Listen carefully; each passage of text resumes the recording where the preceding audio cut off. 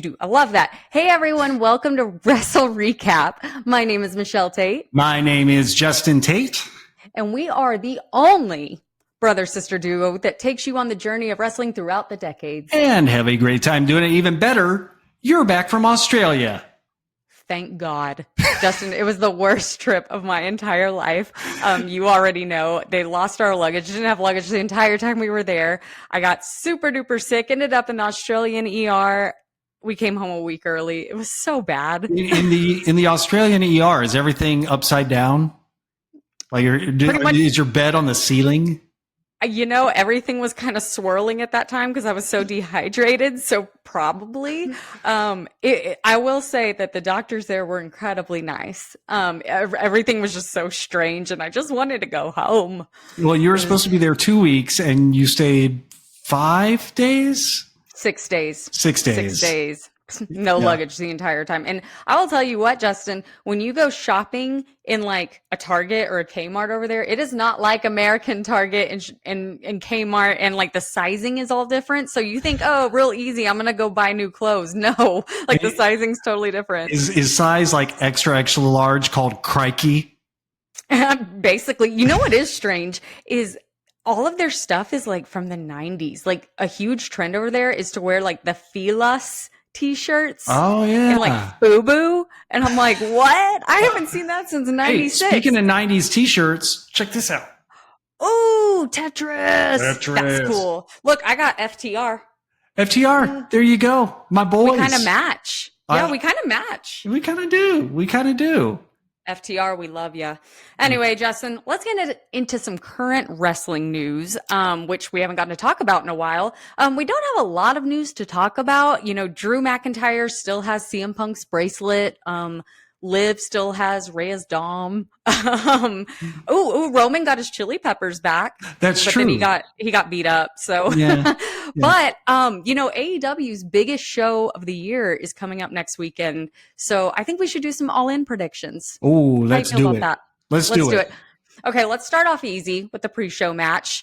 It's going to be Willow and Tomohiro Ishii versus Stokely Hathaway and Chris Statlander. Now, they are fighting this match to determine what stipulation they'll have with their match at All Out. Right. So it's a pre-show match. Who do you see winning that? I think it's always more fun in these if the heel chooses the stipulation, because it's that much more that the good guys have to go against. So on this one, I'm going to go with Stokely and Chris, and it should be fun to see Stokely Hathaway doing some chicken heel things. Yeah, I was about to say, does Stokely wrestle? He can. He doesn't much anymore. Gotcha. Okay. Well, yeah, I'm going to go with you, Justin. I agree with that. I think that Chris, I don't know, she'll make it more hardcore. I think Willow is too nice, and she'll be like, oh, no stipulation. It's fine. Let's have a fair fight. So we've got the Casino Gauntlet match. And as of right now, the only confirmed entrant is Orange Cassidy, because he won that spot on Dynamite this week, which it's kind of weird. You won the first spot, and I'm like, do you really want the first spot? Because that means you're going to be in the match the entire time. Like, why is that a prize? Right. Yeah. But at the same time, the Casino Gauntlet's weird because like the match could end before the last person enters. That's what Roddy Strong's whole gripe was that one time. And so it could be a good thing or a bad thing. Who knows? I do have a thought on this one, though. Okay. Even though he hasn't been announced for it, who won the first ever Battle Royal on an AEW pay-per-view? Do you remember? Was it Hangman? Hangman. Double or Nothing 2019. Wow, yeah. I'm shocked I got that right. Yeah, no. So I'm just going to throw a guess out there and say Adam Page wins this. Yeah, if not him, it's because he's getting a match with like Okada or maybe even Jeff Jarrett, because, you know, I kind of think the Jeff Jarrett thing will hold out until maybe All Out. I don't know. There's Swerve. Anyway, I could talk forever on this. I do think maybe we see Ricochet's debut in the Casino Gauntlet. Maybe. Yeah. And that's the thing. If you'll notice when they have these battle royals and then there's some big surprise entrance, that person hardly ever wins. It's enough to just see them and go, oh, they're still alive and they know how to wrestle. So, yeah, I think we could definitely see him there. I don't see him winning, but yeah. Yeah, I think either he shows up there or on this coming week's Dynamite. Yeah. That's just my opinion. Oh, Lord, Justin, we've got the FTW championship. Hook versus Chris Jericho. I know. And, I'm a huge Chris Jericho fan, but I'm over this. I'm so over it. So who do you think's winning this? Please, for the love of God, let Hook win this. And then he can go on being Taz's son with Taz's championship. And Chris Jericho can go on the Jericho cruise or go tour with Fozzy or something. This has to end now. Well, I told you this via text message. I will say, if you're ever in a bad mood and you're like in your house or you just woke up and you're trying to get some energy, if you just say out loud, I am the learning tree, you will make yourself laugh. It is so funny. But I'll try that. I'm going to say Hook's winning this just because I think the AEW fandom will riot if Chris Jericho wins. Yeah. So the AEW Trios Championship is kind of weird. So as of last night on Collision, it's the Patriarchy versus the Bang Bang Gang versus House of Black versus question mark. We don't know who the final entrant will be, which also kind of makes me think, like, will the final entrant win? But the Patriarchy just got this. So, number one, who do you think the question mark will be? And number two, who do you think will win? I'm not sure on the question mark. I could see it being some combination of what was formerly known as the Hurt Business. Yep. Possibly, maybe they could bring in a trio of people from Japan, but I don't really know about that either. You do have the possibility, even though one of them's already in a match otherwise in the night. I've just lost what they're calling them. The conglomeration, Orange Cassidy and you could, but then you'd have a couple guys doubling up. I don't know. I think you just keep it on the Patriarchy here. I think so too. I do think a good question mark entrant would be Death Triangle, because there's been so much stuff about Penta going over there and Rey Fenix being held on his contract for another year and all of that. Yeah. I feel like we might see Edge Adam Copeland come back at All In. Maybe. Let's see how maybe he's doing. He has a new faction or something. I don't know. I just feel like he's going to show up somewhere. Yeah. TNT Championship, Jack Perry versus Darby Allin. Justin, I think Darby takes this. I think he has to. And don't forget, he also has a guaranteed title shot at Grand Slam for the AEW Championship. I don't see him winning that one, but I could definitely see him winning this one. It's a coffin match. It's his signature match. Honestly, I could be fine with Darby never, ever losing a coffin match. I don't think he has lost one so far, right? I think he's won every one of them. Yeah. Yeah. So I'm okay with that too. And I think Darby will have the top title at some point, just not right now with all the Bryan Danielson stuff going on, Hangman, Swerve. I just don't think it's that time yet. I think within the next year. Yeah, definitely. Yeah. TBS Championship. This one's tough for me. Mercedes Moné. When I was typing the notes, I almost put Sasha Banks. Crazy. Mercedes Moné versus Britt Baker. What is going to happen here? Oh boy. Yeah. Gun to my head, Mercedes. It's just, I don't know who should beat her for it, but Britt Baker's fine without it right now.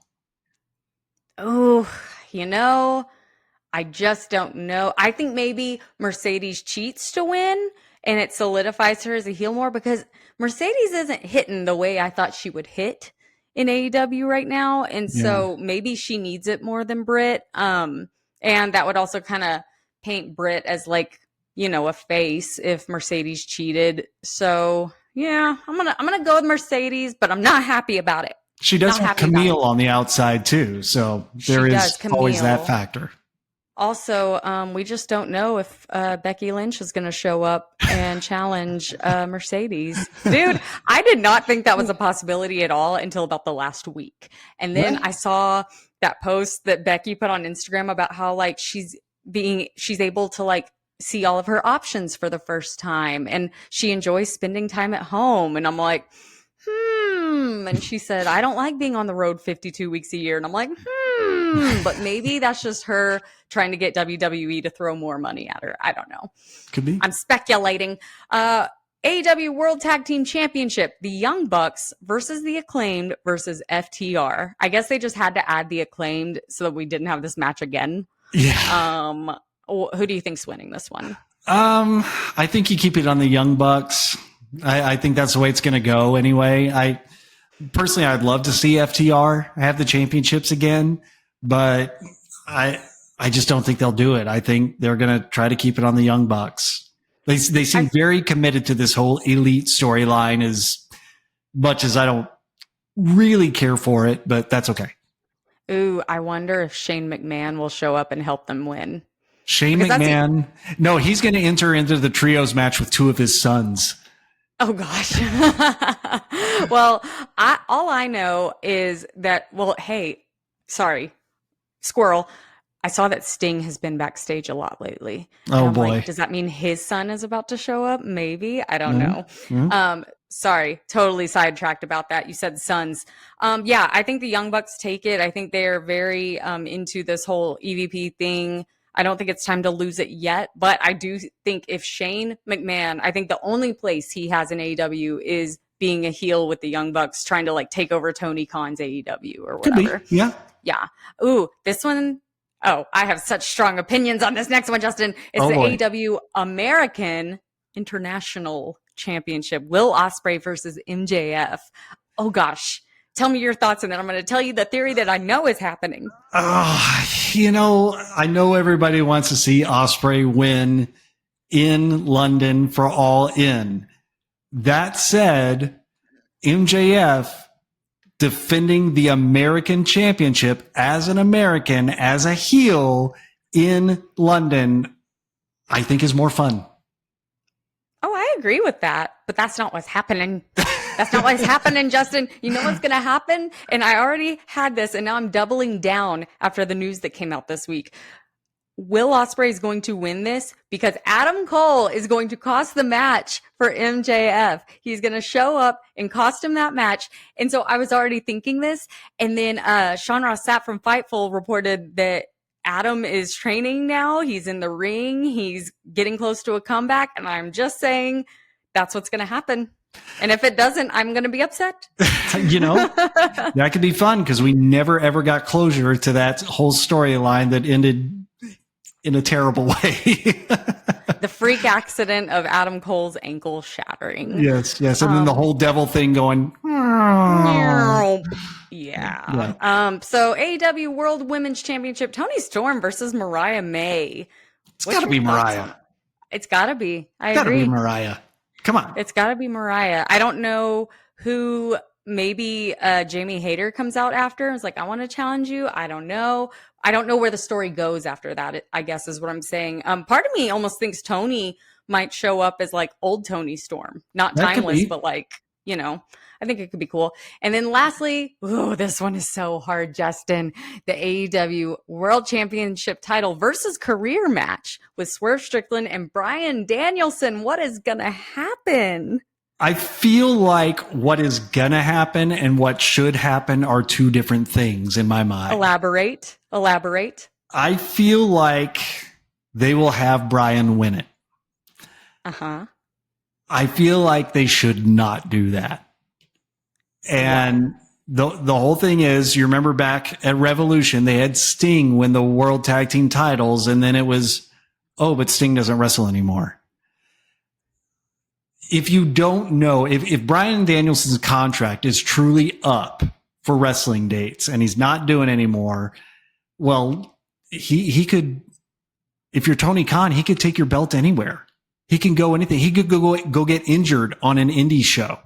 Like, to me, business-wise, it's not worth it to take it off of Swerve right now.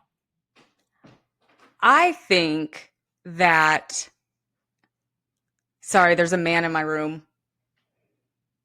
Oh. Do you know him? I'll fix it later. I do know him. He said we're having YouTube issues. Oh, okay. But I can always just post this to YouTube later. So we'll be fine. Anyway, so what were we talking about? That distracted me. Anyway. Well, I actually just got a text from my wife. The feed went out. I don't know if it's a me or a you problem. I don't know either. So, Swerve and Bryan Danielson. So I don't think Bryan would, I think he has too much loyalty to AEW, because, he's like a backstage guy too, and he's on the discipline committee and all of that jazz. And so I think he's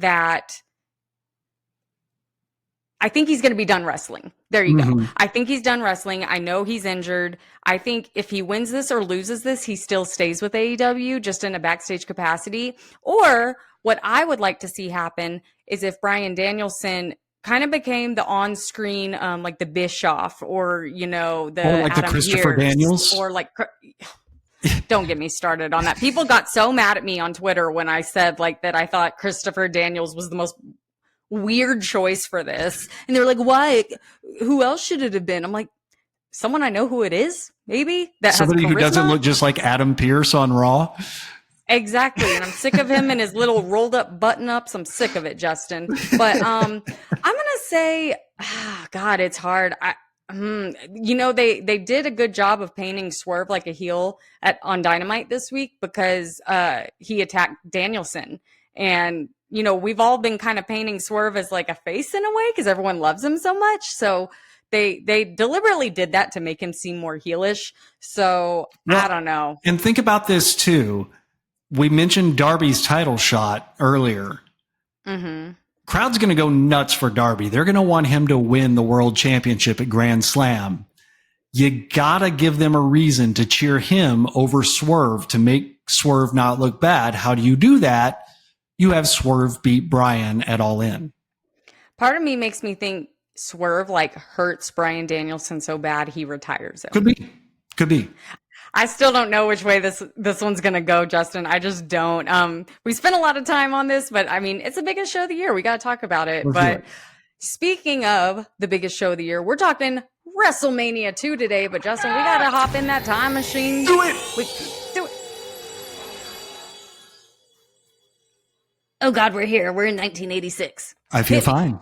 WrestleMania 2 from the World Wrestling Federation. The date, April 7th, 1986. What venue did it come from? What city? Try not one, not two, but three different venues in three different cities. If you remember the last show we did, Starrcade 85, that was two cities. Well, they had to one up them. So where are we? Well, the first part of the show is at the Nassau Veterans Memorial Coliseum in Uniondale, New York, or as Vince McMahon says, in the shadow of New York City.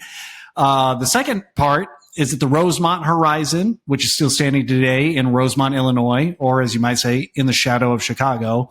And then finally, the LA Sports Arena in Los Angeles, California. Attendance is pretty good.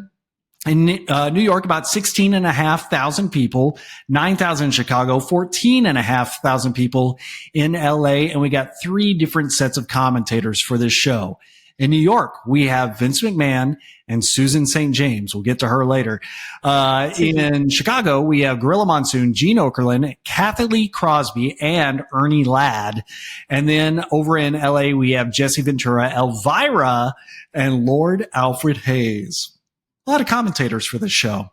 But I got stuff to say about him too, but I'll wait. We do have the number one song in the U.S. on the day of WrestleMania in 1986. It was by the band Falco, Rock Me Amadeus. This is the weirdest song of my life. Like, I don't know what they were saying for the whole first 30 seconds of the song. This isn't on your Spotify, just on repeat? I know every single word of the song. It's Amadeus, Amadeus, Amadeus, Amadeus. I got the song, man. We also know the top toy of 1986. Do you know what that was? I do, just because I look into this stuff. It was the Care Bears, Justin. But I have to say that this year was very important because this was the year that the Nintendo Entertainment System debuted. Ooh. And I think it was $199, which that was a lot back then. It was, yeah. And I remember having one.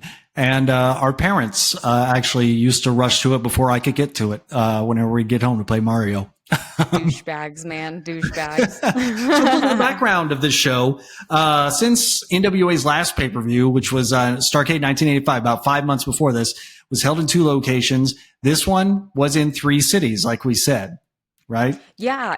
And I kind of want to add that recently people have been asking, like, hey, could we have WrestleMania, night 1 in one city, night 2 in another city? And all these people on like Twitter and stuff are like, no, there's no way they could do that. And I'm like, well, they did it in 86 and it was all in one night. So why couldn't that happen? Yeah. And granted, WrestleMania is a much bigger undertaking is now than it was back then.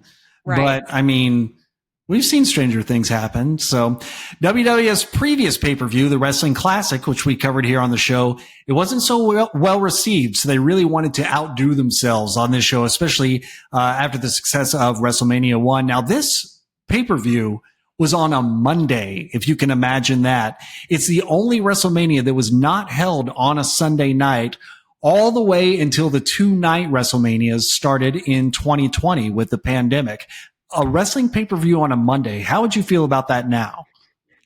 That is just so strange to me. It's like a glorified Raw. I am not a fan. Not a fan. You? It's like if you miss an episode of Raw now, you kind of go, okay, well, I missed one. But like having to stay up late on a Monday night because this pay-per-view isn't happening again, and pay-per-views were a lot less frequent back then than they are now. It's weird to think about, isn't it? And you've got like a lot of kids who, had to wake up and go to school the next morning, and parents were a lot meaner in 86. They were like, no, you have to be in bed by 8:30. So yeah, what a weird choice. Yeah. I blame Vince. We got some stats. Stats? What? You mean we got some? Yes, we have some wrestle stats. On this show, there are 46 different people who wrestled in a match. Out of those 46, 21 of them are still alive today. So about 45%. Pretty good. Now, out of all the WWF pay-per-views that we've covered so far, there's been 57 people who have had matches. 28 are still alive. So now you're dipping a little below 50% there. And then out of all the pay-per-views we've covered, WWF and NWA, that's 110 different wrestlers. 59 of them are still alive. 53% of them or so. So okay, we're still on top. We're still good. Now. We're still good. Now, this is going to be the final time that we see the following people on a pay-per-view, anytime on NWA, WWF, anything. So you ready for these? Because it's quite the list. I was about to say, this is a long list, Justin. Hit me. Here we go. Bill Fralick, Bruno Sammartino, Corporal Kirchner, Ernie Holmes, George Wells, Harvey Martin, Jumbo Covert, Pedro Morales, Russ Francis, Ted Arcidi, Uncle Elmer, and William Perry. Is he related to Jack Perry? It would be weird, but hey, aren't we all related at some point if you go back far enough? Right? Probably. Right. We all go back to the 80s. Let's get back to the beginning of the show. I love it already. The moment I hit play, there's a saxophone solo and there's red neon lights. It's that 80s aesthetic that I freaking love. Yes, the saxophone was everything. I love a good sexy sax. Yes. We go on into the arena in New York. Vince McMahon in the ring introduces Susan St. James, who will be Vince's commentary partner for the New York matches. If you don't know Susan St. James, she actually just turned 78 years old just a few days ago, within the last week or so. She's best known as an actor for her work on TV shows like McMillan and Wife and Kate and Allie. But you might be wondering, why Susan St. James? Why was she here? Well, she was married to Dick Ebersol, who is the head of NBC Sports, and he's a close, longtime friend of Vince McMahon. So then it starts to make sense. Okay, that does make sense. So truly, for half a second when they introduced Susan, I thought it was the Susan from the classic, the no. And I was really sad when I realized it wasn't my She favorite didn't have a Susan. stick in her hand and awkwardly saying no. Yeah. No. And, Vince, he asks those questions to these women. He does it on this show too, where he doesn't, I'm like, Vince, you got to quit asking them questions if they don't know anything about wrestling. But Yeah, it's rest in peace, really weird. dear now Susan on TV. We should find her and have her on the show. That'd be fun. Yes, we should. That'd be really fun. So Vince introduces America the Beautiful, sung live by Ray Charles. I will tell you right now, you can disagree, agree. Nothing will make you love that song more. Nothing will make you feel so happy to be American than hearing Ray Charles sing America the Beautiful. Am I wrong in this? You're not wrong in this, Justin. You know what this version always reminds me of? It reminds me of the 4th of July playing baseball at night scene in The Sandlot. Yeah. Because like Smalls goes home and he's like, Mom, I'm going to play ball.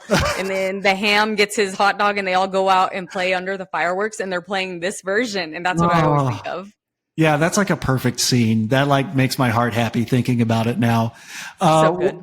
But what is weird is the way Vince introduces Ray Charles. He does this. He's so weird. But he goes, sung by the legendary Ray Charles. And like there's no R in it and there's like an H instead. Ray Charles. Ugh, yeah, Vince. it's really weird. So this being a WWF pay-per-view, immediately Ray's microphone has plenty of feedback as soon as he starts singing. That gets fixed, fortunately. And they show a bunch of still shots of different American cities and American people doing American things. And the final shot is of Hulk Hogan with these pixelated fireworks exploding behind him. Like he just beat the final level of Frogger back in the day. Frogger? I loved Frogger. Yeah, that's what it looked like. It was like, boy, that's cheesy. You just had to ruin it, didn't you? You did. So after a quick check-in from Mean Gene Okerlund over in Chicago, we go to a backstage interview with Rowdy Roddy Piper, who's with Cowboy Bob Orton, and Lou Duva, who's a longtime boxing trainer. Why, you ask? Because Piper is facing Mr. T later tonight in a boxing match, because nothing will make you love wrestling more than a boxing match. He says that if he loses tonight, this is Piper talking, if he loses tonight, he'll quit wrestling, he'll quit dating girls, and he'll quit playing Tiddlywinks. And by the way, Tiddlywinks, awesome name for a strip club. Just saying. Justin, it's Tiddlywinks, not Tiddywinks. Can you imagine that bunch of titties winking at you? I can swear they have, but maybe that's just me. I don't know. So Piper is very annoyed by the fact that Mr. T has appeared wearing a kilt, because that's Piper's thing. And he says, I even grew my hair long so people could tell the difference between us. For people who don't know, Mr. T is a black man, so it wouldn't be that hard. But then it gets even worse. Piper says, I'm just quoting here, by the way, internet. Piper says, you may wear a kilt, but never will I shave my hair like an Indian and paint myself black. Yes. All I can say for people who are well versed in WWF pay-per-views, Piper shouldn't speak so soon, because one of those two things that he just mentioned, we might see him do it here pretty soon. Yeah, I was just real distracted on how his voice got higher and higher the longer he spoke. And we have an uncle like this, Justin, that we've always laughed at, because he'll start talking, and then the more he gets talking, it starts getting higher, and then he goes higher and higher as he's talking. And that's what Roddy's reminded me of. Let's go down to the ring for the opening match. Michelle. Yes, we have an opening singles match, and it was the Magnificent Morocco versus Paul Orndorff. Obviously, we saw the Magnificent Morocco on the Wrestling Classic, as well as Paul Orndorff. So we don't have a lot to talk about there. But you know who else is in the ring with them, Justin? Who's Fuji. that? Fuji. Fuji. Eat Eat You know what was funny here is they're getting the match started. Vince on commentary, he says, now let's hear comments from both of these competitors. But the camera stays on the ring. And I guess it was supposed to cut to these video interviews, but we got the match started already. So we just hear both wrestlers cutting backstage promos, and we have to guess which one is which based on context clues, which in 80s WWF is a lot of fun. This is kind of the first of a few little snafus we have with audio and whatnot. Yeah. Oh, and let's do some mini wrestle stats here, by the way. This match begins the count. Okay, what is that? How many times will Susan St. James say, uh-oh, on tonight's broadcast? I want you to go ahead and pick a number now. 14? 14, that's your guess. Okay, well, we'll stick with 14. I'll let you know later in the show. Oh gosh, it's like the finger waving with Dusty Rhodes. That ended up being over like 100. Well, in this match, Paul Orndorff, he got a chair and held it high above his head, but it wasn't the classic folding chair that we normally see. It was like a stiff plastic yellow chair like we had in school. And I was like, that thing's gonna hurt. Like, way to commit. Yeah, Paul. right? Wasn't it always weird, those stiff plastic ones we had in school? Remember they had like 3 slots in the back? Like kind of near like the lower back. And I always wonder if that was like a fart vent. A fart vent. No, you know what was really nasty about those chairs is if you looked in the screws in the back, there was always hair wrapped around them. Because like if you were a girl, your hair would get caught in there. And I mean, you were stuck. You just had to rip it out because you had to get to your next class on time. Of course, got to get to AP history. What are you doing? Duh. Come on. But yeah, I had long hair in high school and like the static and those screws. Oh, it was terrible. Anyway, this match ends in a double count out in just 4 minutes and 10 seconds. So we had a quick opener. It was fun. It was fun to see the Magnificent Morocco and Paul. But yeah, it was quick and it was a double count out. You're starting the pay-per-view with a 4-minute match that ends in a double count out. Well, but it's not over yet because going outside the ring and we get, Justin, our very first bullshit chant from the crowd. Ooh. Yes.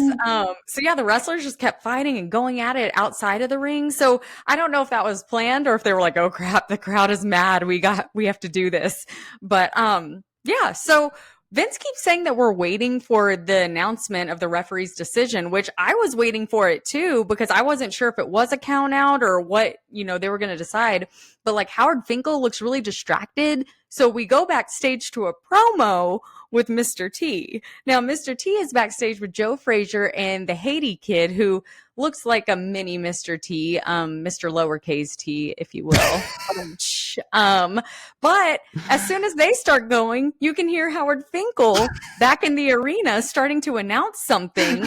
And then he stops. And it really threw me off because there is nothing that will jumble my brain more than 2 people talking at once. Yeah. And so I guess they were like, no, Howard, shut up. Mr. T's talking. And so it was just a whole cluster. I mentioned the audio things early on. So we never really heard what the decision was.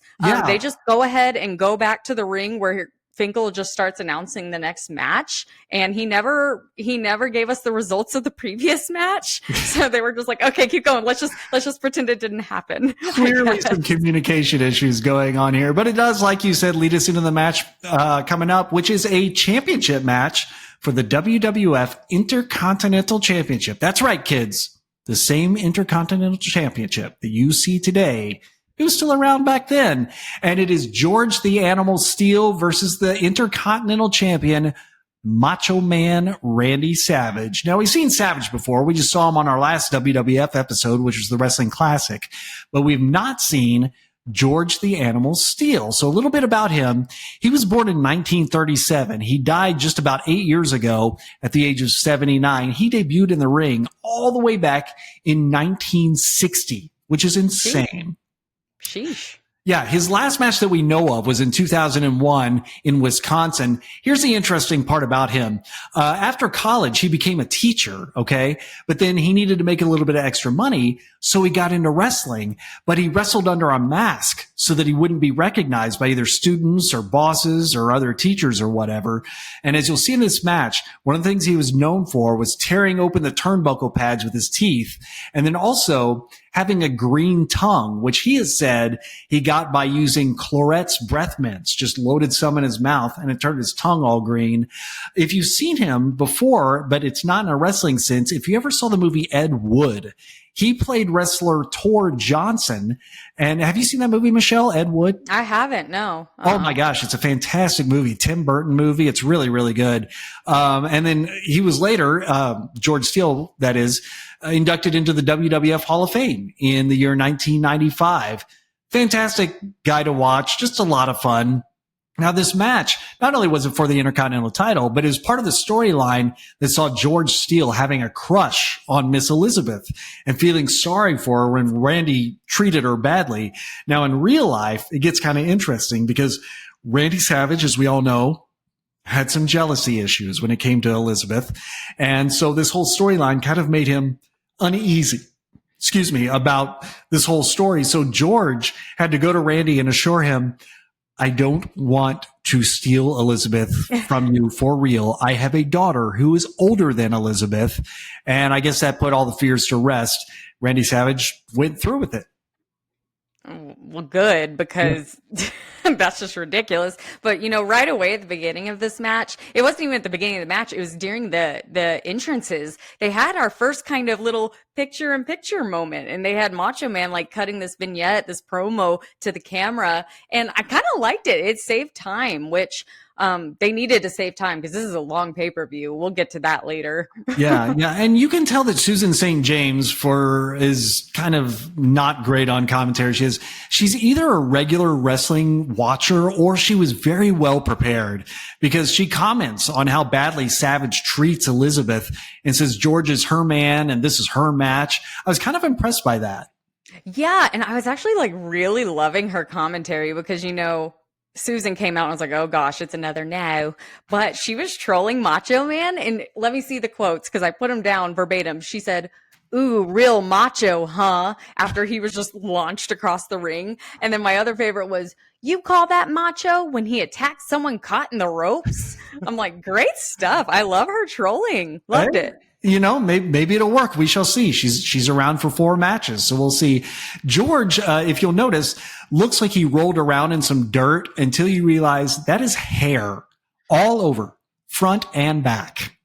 It was so bad, Justin. It was so bad. You know what it reminded me of? This is such a great 90s reference, but it is exact. I swear they modeled this character after George. You know that episode, everyone, of Ren and Stimpy, when Ren learns that he can make money off of Stimpy's hairballs that he's warfing up.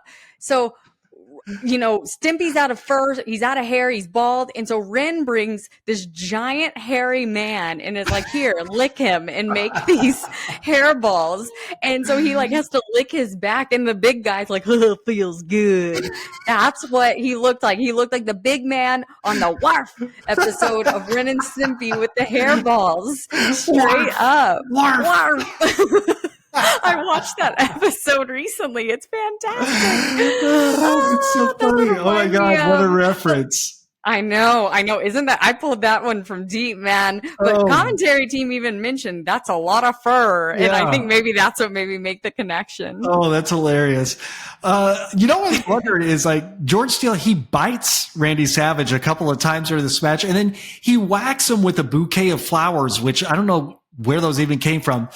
Why isn't this a DQ already? I don't know. I think maybe he stole them. Maybe they were Elizabeth's flowers. But I was like, oh, he's going to need some Benadryl after that. Can you imagine all that pollen just being like shoved in your face? No, I don't know why that wasn't a DQ. Did the ref not see it? Or maybe he just thought, it's like just it was right in front of him. I feel like Vince said something on commentary like, well, the referee allowing a bending of the rules here or something, but I don't know. So as expected, we mentioned this earlier, George Steele bites open a turnbuckle pad and starts shoving the stuffing inside of Randy's mouth. Can you imagine the cotton mouth from that when you're in the middle of a wrestling match? But bits of the stuffing get caught in George's back hair. And it's like, okay, another thing from when we were a kid. You remember those slimy toys that you'd get from like a vending machine? Or like they would like stick to the wall when you threw them, but then like you would drop it on the hand. Yeah, and then you would drop it on the carpet and it'd get all sorts of like hairs and fiber and stuff like stuck to it.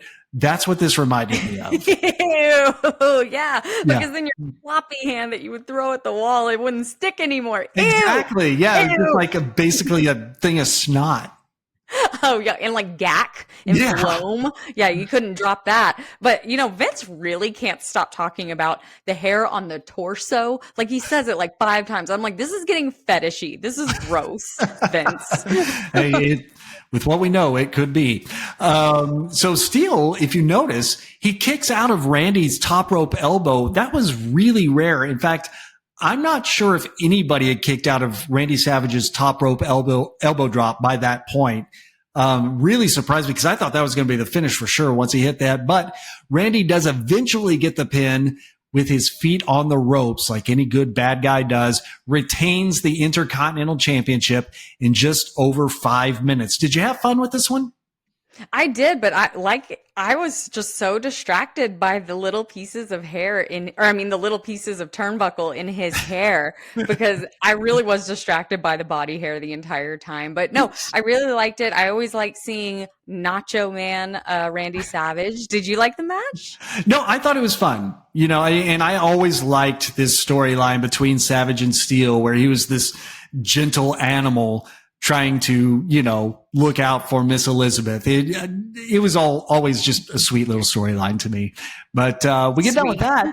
And then we go back to Chicago with Mean Gene. He's standing there with Big John Studd, who we've seen on WrestleMania before, and NFL player Bill Fralick, who's going to be in tonight's WWF and NFL Battle Royal. He was good looking, Justin. He was handsome.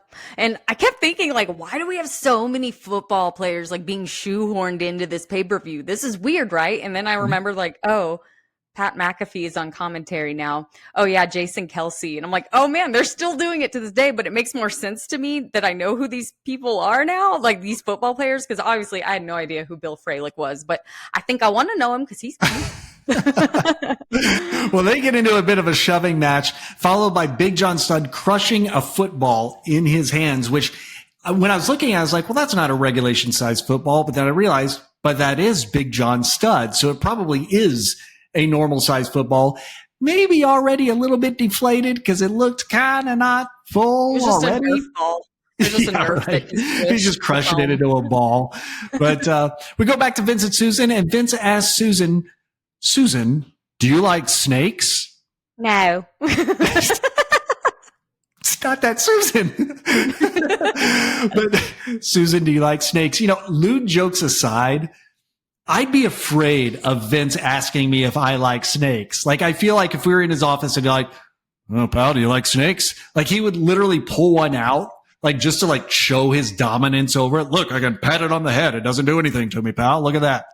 Yeah, but shout out to their headsets at this point because it's the first time they've shown them on headset, and they've got these giant headsets, and both of them have this big round red ball on the end. It looks like Bozo's nose or something. It was an excellent look for the 80s. Yeah, love it. But we got another match coming up. What do we got? Yes, we do. We've got George Wells versus Jake Roberts, and we're still in New York, so we're back with Vince and Susan. So George Wells, he was born in 1947, and he is still alive today at the age of 76. Very good. He debuted in 1974, and his last match was in 1988, so not a super long career. He was drafted by the San Francisco 49ers in 1971 in the draft, but later played 8 seasons in the Canadian Football League, wrestling during the offseason. That's the Canadian Football League. For people who don't know, the only difference is after every play, they apologize to each other. Yeah. And they say, eh. Yeah. And they eat some Tim Hortons. Yum. So that's kind of strange. I mean, the Canadian Football League, was it a bigger deal back then, or is it still just kind of eh? As far as I know, it was just kind of what it is now. But I mean, a lot of good players have come out of there too and gone to the NFL. So yeah, that's true. Well, he left the WWF soon after WrestleMania, going to World Class in Dallas to feud with the man who would later be known as the Ultimate Warrior. That was my guy when I was a kid. We'll talk about him for a while. I remember when you had his poster, and I always thought his nipples looked weird on that poster. They were white and very beady. And as a kid, I was like, why do his nipples look like that? But after retirement, he became a drug counselor in California. So good for him. Good for him. Now, our next guy, Jake Roberts. Oh, man. He was born in 1955. And of course, he's still alive today at the age of 69 because he's still on TV. Now, he debuted in 1974. And his last official match was at an indie show in Eagle, Colorado. He is the son of the wrestler Grizzly Smith and the half-brother of wrestlers Sam Houston and Rockin' Robin. Didn't know that. He had numerous runs in Mid-South, WWF, and WCW, but he never won gold in WWF, but he was included in the Hall of Fame in just 2014. And now he is the manager of Lance Archer in AEW, which I'm a huge Lance fan. I found out that he went to what is now known as Texas State University in Texas. And I like looked up his age and I'm like, I have a friend that was on the dance team at Texas State, and it would have been around that time. And I texted her, and she knows who he is. She has him on Facebook. She had no idea he's a wrestler now. That's insane to me. Like, so crazy. And the weird thing is, when I was in college, there was the wrestling company in our town, which I worked with, and then there was another one in Arlington. And Lance Archer, we had a couple guys who would wrestle at both, and he was one of them. Back then, he was known as I think Lance Hoyt, maybe. But yeah, like he's been a Texas guy his whole life. Yeah, and man, he's just giant, and he's so cool to see in person. I saw him walking around the casino around Double or Nothing, and his whole red mohawk thing. He's just so freaking cool. But anyway, I gotta tell you, Justin, this is gonna hurt your feelings. Oh boy, Jake the Snake was 31 years old in this match. 31. Oh. If anyone wants to go Google what he looked like in WrestleMania 2, guess those were a hard 31 years. I guess so. We've talked about this. Like, everybody looked older than they were back then, and it's no exception here. It's not even just the style. Like, I'm looking at like their wrinkles and like stuff. I'm like, I guess people didn't Botox, they didn't do sunscreen, they didn't have, I don't know, they didn't have a skincare routine back then, Justin. Jake's pants were funny. I don't know if you noticed them. They were red, and they had like this weird giant turquoise SpongeBob looking snake wrapped around the legs. It wasn't a menacing snake at all. It was like a cartoon SpongeBob looking snake. It's like wrapping around his legs and coming out from his crotch like, hello. How are you? Yeah. Well, okay, the first thing I kind of noticed was the crowd seemed a little dead, no?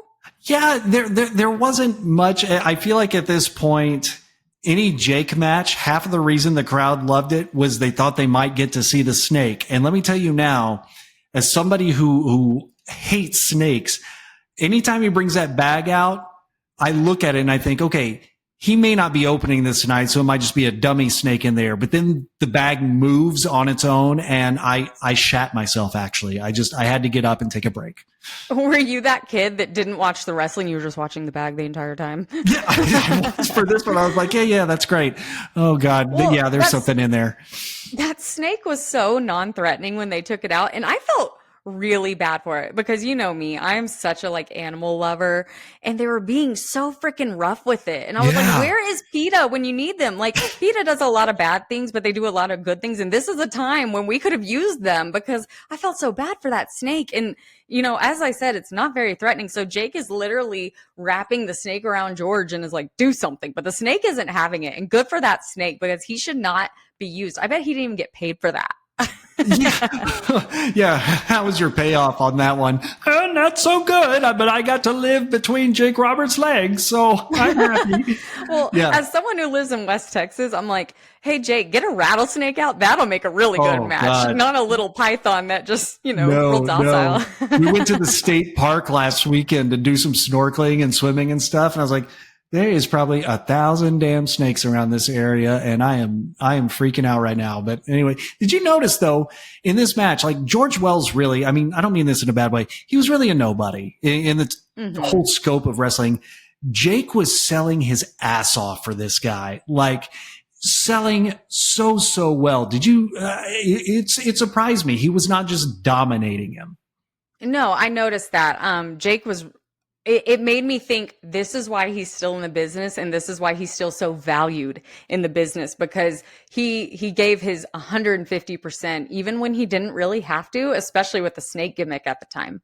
Yeah. And Vince rather says that Jake is undefeated after he wins this match, still undefeated, which this wouldn't have been too long since Jake came over from Mid-South Wrestling, I think is what he was in. So he would have been still relatively new, but still undefeated at this point, even after he has this match at WrestleMania 2.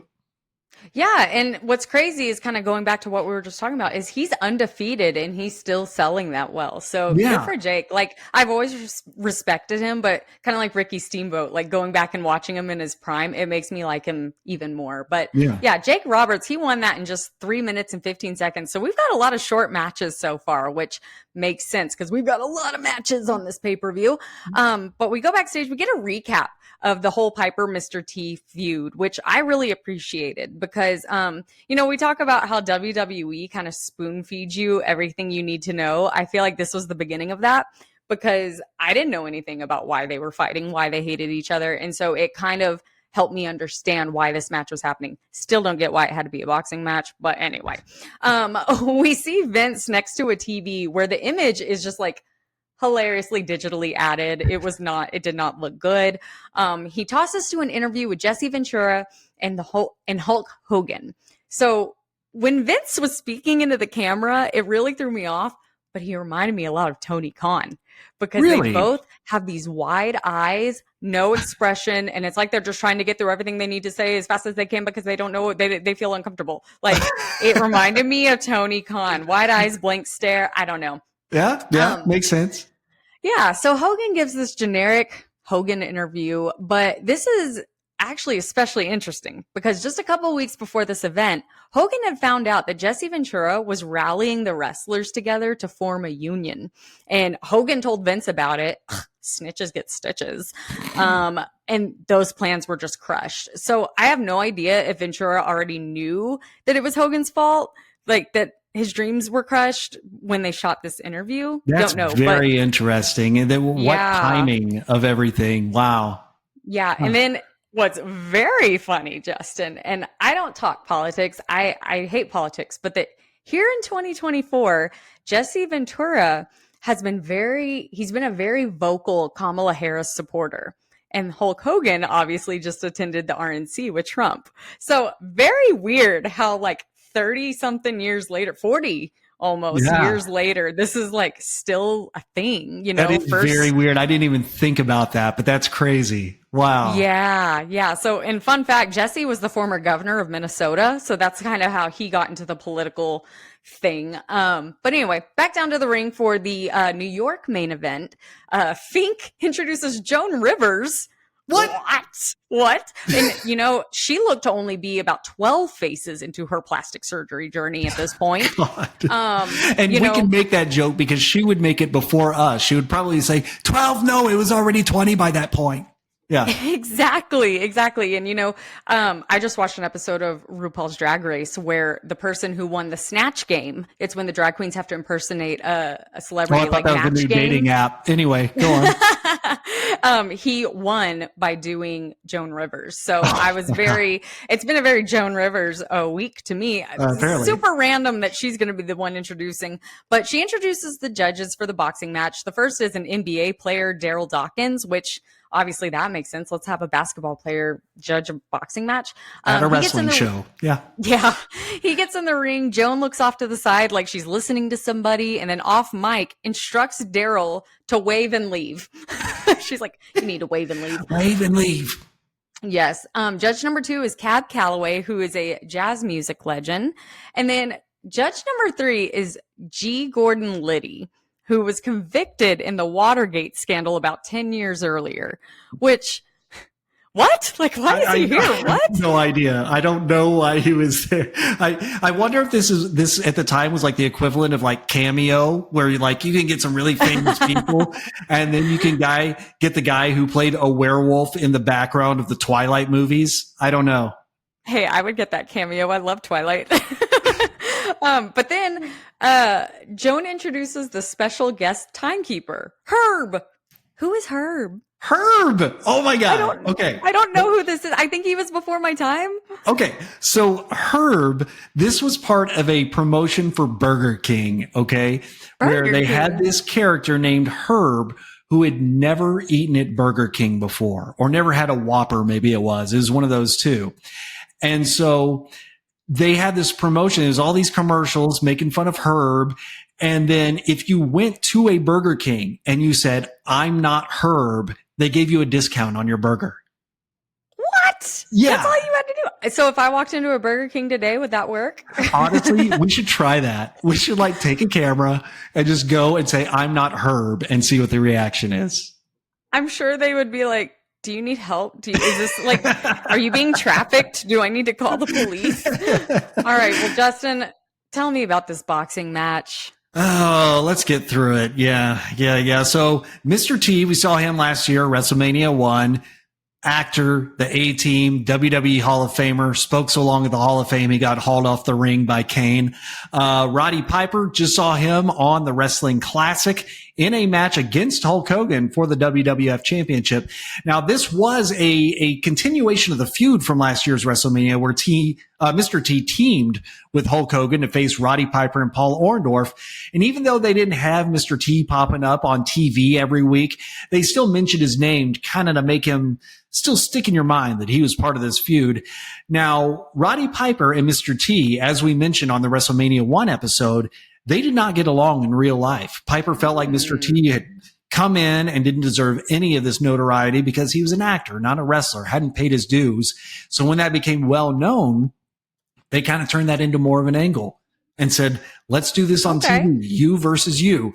Now, Mr. T defeated Bob Orton in a boxing match on Saturday night's main event, but then was attacked by Orton and Piper, which is what set up this match tonight. So if you notice, this is a boxing match. They're treating it more like boxing. They put the long turnbuckle pads in the corners rather than just the individual pads on each rope. Mm-hmm. Kind of cool. Round 1, it's a lot of hugging. Basically, I mean, they're throwing really fast punches, but they're not connecting. And then after the bell, they fight a little bit more, and Piper's talking a lot of trash. But round 1, pretty uneventful. So my thought this entire time was, is this legit boxing, or is this like kayfabe pull punch boxing, or like a combo of both? Like, I would think that they would not put in danger the finish by putting either guy in a situation where they could actually get knocked out, right? Yeah. Because like if Mr. T goes down and he's out cold, well, there goes that. So I think that maybe they're not clinching. I think that maybe they're, stopping at the last second, but they were making these punches look pretty good, I thought. That's why I questioned it. I was like, huh. And then you saying the thing about them having real heat, I was like, huh, okay. Yeah, and, maybe a couple to the gut. Might have felt a little bit stiff. Who knows? But round 2, it starts, but Mr. T says Piper has too much Vaseline on his face, so the trainer has to go and wipe his face off. Piper catches T with a punch that makes him go down, and then Piper kicks him while he's down. So getting that heel heat in there. But the crowd, if you listen, is actually chanting for Roddy here. They're not chanting for Mr. T, the good guy. They're going, Roddy, Roddy. Mr. T goes down again, but it was right after the bell that ends the rounds. That one didn't count. And between the rounds, Bob Orton throws the bucket of water all over Mr. T's corner and all of his cornermen. Pretty good stuff. I like that. Well, I thought that was a pretty nice gesture. It was getting hot. They were getting all sweaty. It's not like it was the vomit bucket. Like, have some nice water. Like, I don't know. I didn't think that was that rude. Maybe Cowboy Bob Orton was just showing that Southern hospitality, Exactly. Yeah. So round 3, Piper's starting to get cocky, right? He's dancing around a little bit. You can tell, though, just being a wrestling fan, that his natural inclination is to throw wrestling punches. He's kind of bringing one hand up and then hitting, one hand up and then hitting. He's starting to hit a little bit more of those.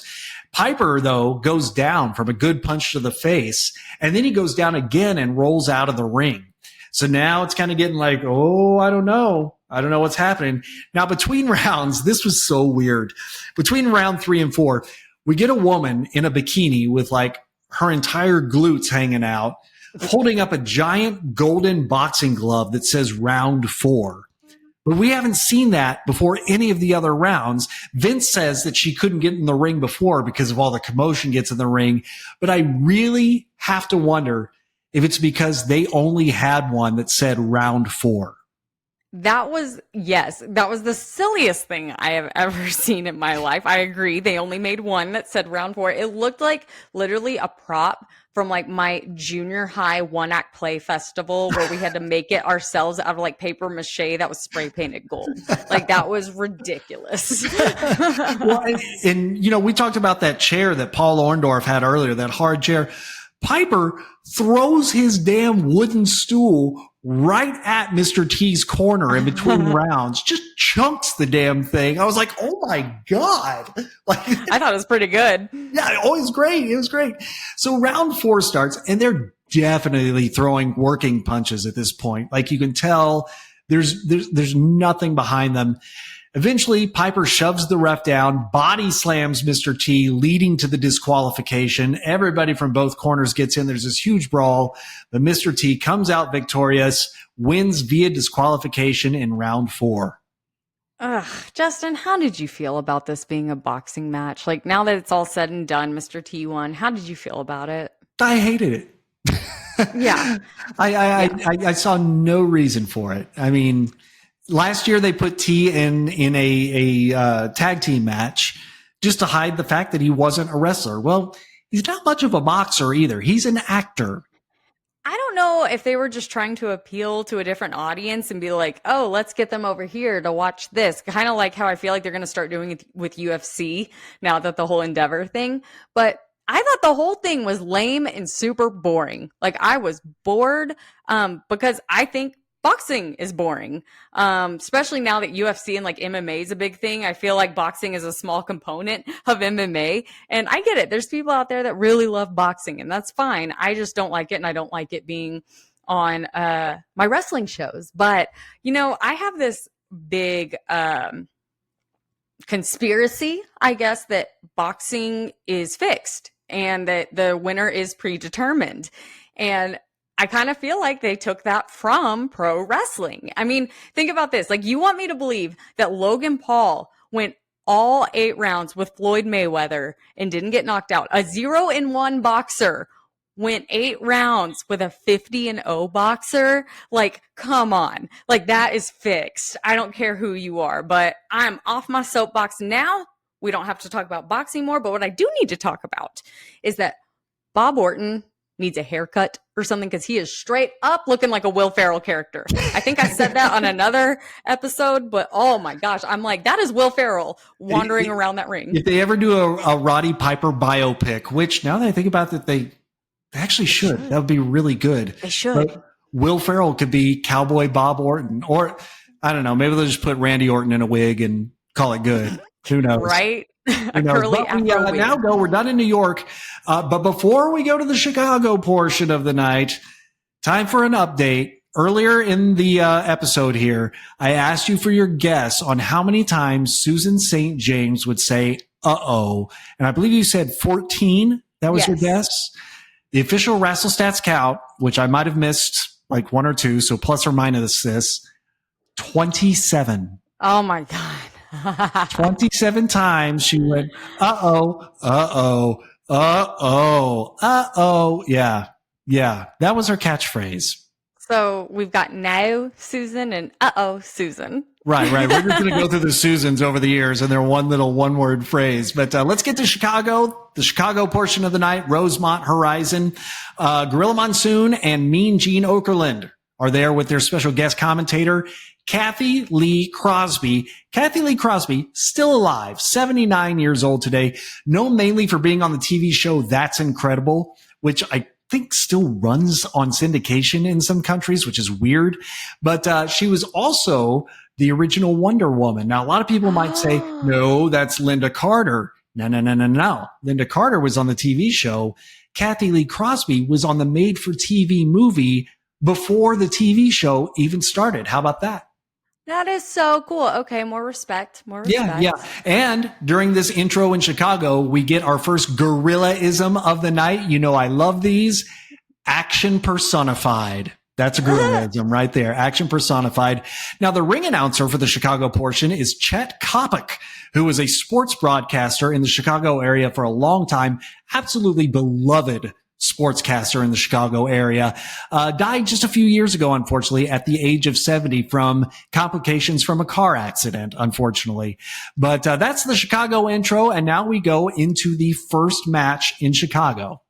Yes, we've got our first singles match, which is the WWF World Women's Championship, and it is the Fabulous Moolah, who's the current champion, versus Velvet McIntyre. Now, Mhm. Fabulous Moolah, man, after, knowing this episode was coming up, I went and rewatched the episode of Dark Side of the Ring. Ooh. Woo! I just don't even know how to feel. But the Fabulous Moolah, she was born in 1923. So long, long time ago. She died at the age of 84 in 2007, but she debuted in wrestling in 1948. I didn't even know wrestling was a thing back then, at least like pro wrestling type. Her last match was in 2004 at SmackDown in Phoenix. So that's kind of cool. She won the NWA Women's World Championship in 1956 and basically held the title for 28 years with a few little minor title changes here and there. But And if you watch that Dark Side of the Ring episode, it's not surprising that she held on to that title for 28 years. Yeah, and they I think they even said that in the episode, and I was like, was she the only woman in wrestling? But then, learn more. Y'all can go watch that. I'm not bringing that juju onto this podcast. She was inducted into the WWF Hall of Fame in 1995. And yeah, as I've been talking about, she was accused of some pretty serious issues with the women she, quote, trained. To the point, about 10 years ago when WWE had the Mae Young Classic, it was originally named after the Fabulous Moolah. And then there was actually fan backlash saying, no, look at all this stuff that she did. And sponsors started saying, yeah, we don't want to sponsor this. So they changed the name to the Mae Young Classic. Yeah. And that's the thing is, toward the end of the episode, they kind of talk about like, you don't have to like her or the things she did, but you can't erase history and what she did for the business. And I kind of get that in a way. I think maybe fame and greed got to her head a little bit. And honestly, and this is totally off topic, but I've been thinking about when Vince McMahon dies because they've been talking about his health. And I'm like, how will people react? Because we all think he's this horrible person, but look what he did for WWF. He changed the business. So it'll be very kind of the same kind of feel with that. But Velvet McIntyre, who the lady she's wrestling, she was born in 62. So she's only 61. She's still pretty young these days. Oh God, you're getting old when 61 is young to you. Lord. She debuted in 1980 and she had her last match in an indie show in 1998. So not a super long career, over in Canada. Early in her wrestling career, she had her boots stolen as a prank. And so one of her trademarks became wrestling in the ring barefoot because she was forced to wrestle barefoot once. And so she was like, okay, I'm just going to be like Matt Riddle all the time, I guess. Which always makes me so nervous. Barefoot wrestlers, I'm like, there are so many ways that you could get injured on your foot that just, no. I just picture the toe, like, the toe. Yeah. I don't know. I don't like it either. Yeah. She was one-time WWF Women's Champion, two-time WWF Women's Tag Team Champion. She retired in 1998 upon becoming pregnant and now makes and sells crafts. Like, which she's is so a crafty cute. Little lady. So cute. Very cute. Yes. Very quaint. So we get to the match. Kathy Lee Crosby says before this match, this will be my first wrestling match in person. So clearly that makes her the best choice for commentary on a pay-per-view, right, Justin? Boy, I am just so excited about this choice. I did notice, though, that the ring announcer announced the women's weights when he was doing the introduction, which that's not been a thing for a while. And how would you feel if you were a women's wrestler and you were in the ring and the ring announcer said, and weighing in at blah, blah, blah pounds, Michelle Tate? Yeah, I noticed that. And I was like, how come you're only going to talk about the women's weight? And I just thought, no, I noticed that and I didn't like it at all. And that would not fly today. You know what else I noticed is just like on, go on. I was just going to say, I don't care if the world knows how much I weigh, but I think being young and being, in the spotlight and trying to make it, like, people do care. And so, yeah. But anyway, keep going. Well, I also noticed, as you pointed out on WrestleMania 1, both of these women appear to be wearing swimsuits.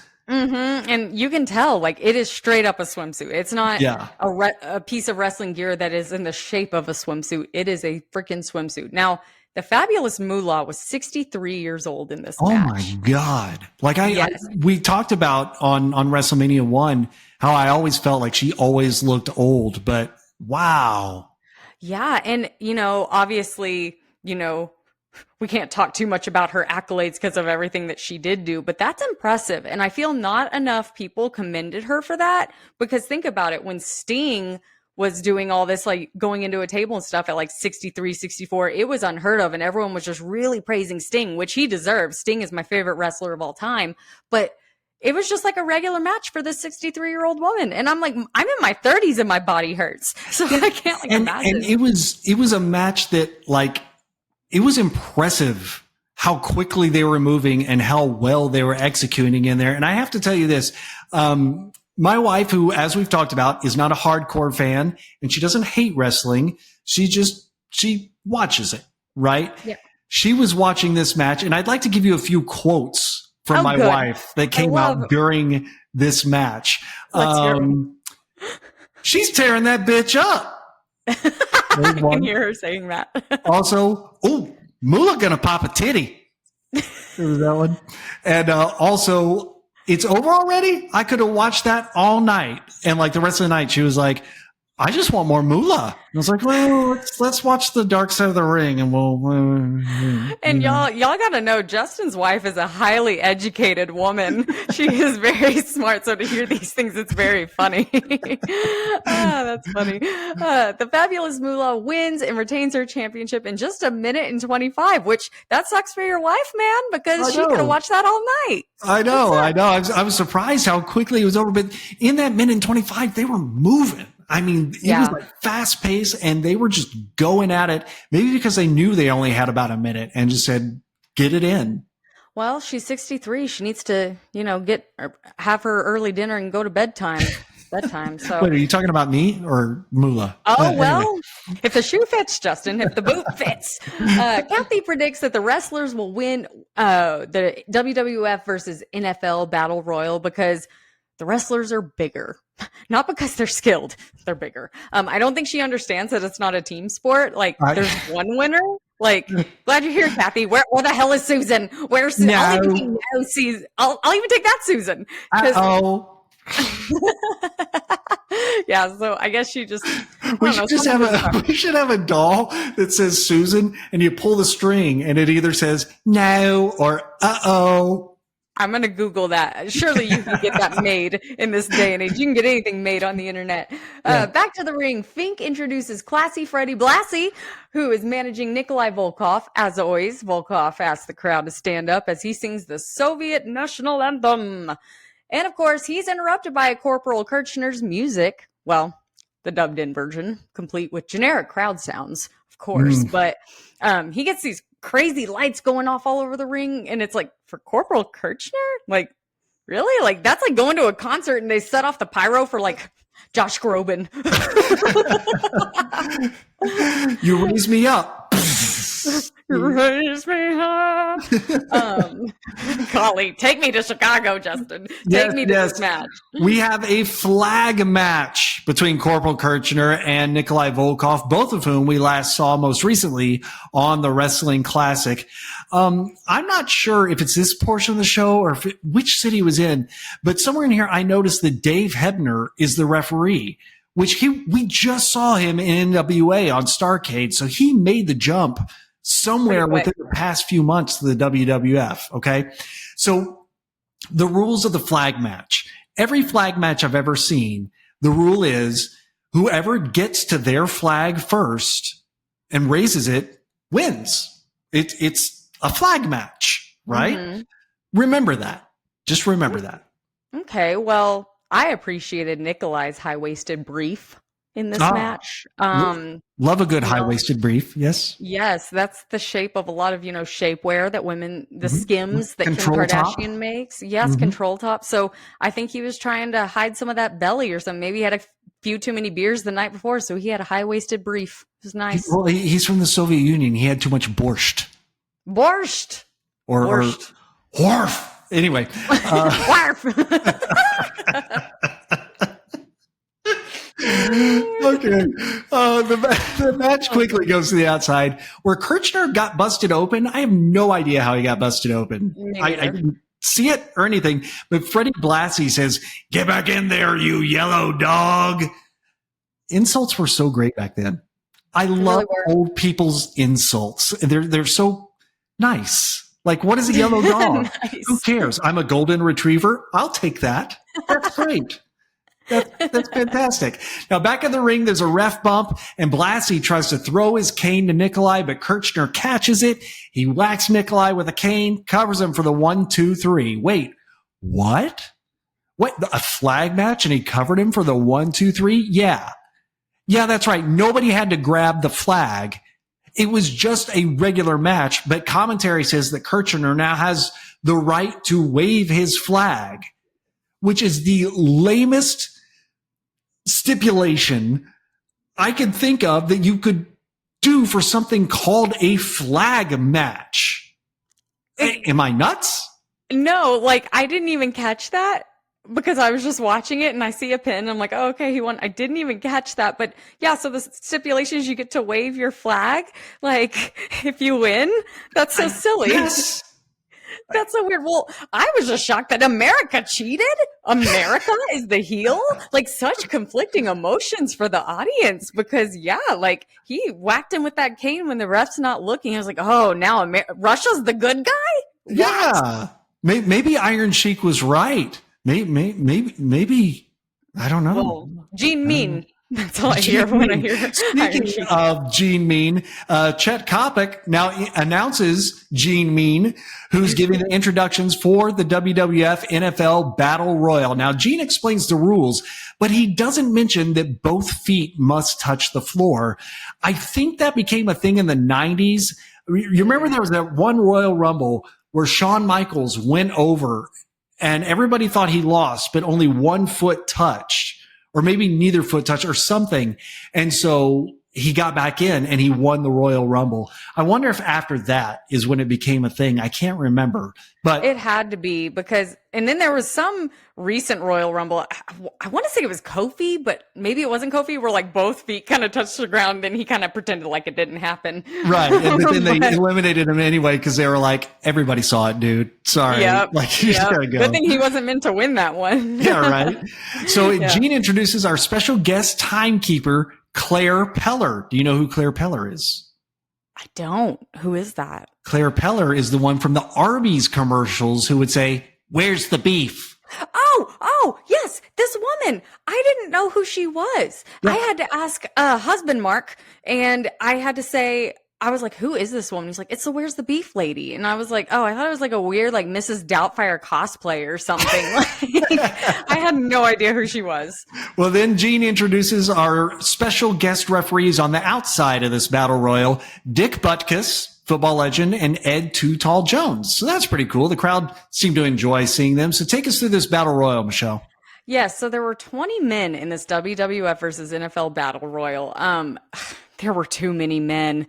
I'll get to that. But so our WWF participants are Andre the Giant, B. Brian Blair, Big John Studd, Bret Hart, cool, first time seeing him on a pay-per-view, Bruno Sammartino, Dan Spivey, Hillbilly Jim, Spivey, my bad, Hillbilly Jim, the Iron Sheik, Gene Mean, Jim Brunzell, Jim Neidhart, ooh, get to him in a second, King Tonga, Pedro Morales, Ted Arcidi, and Tony Atlas.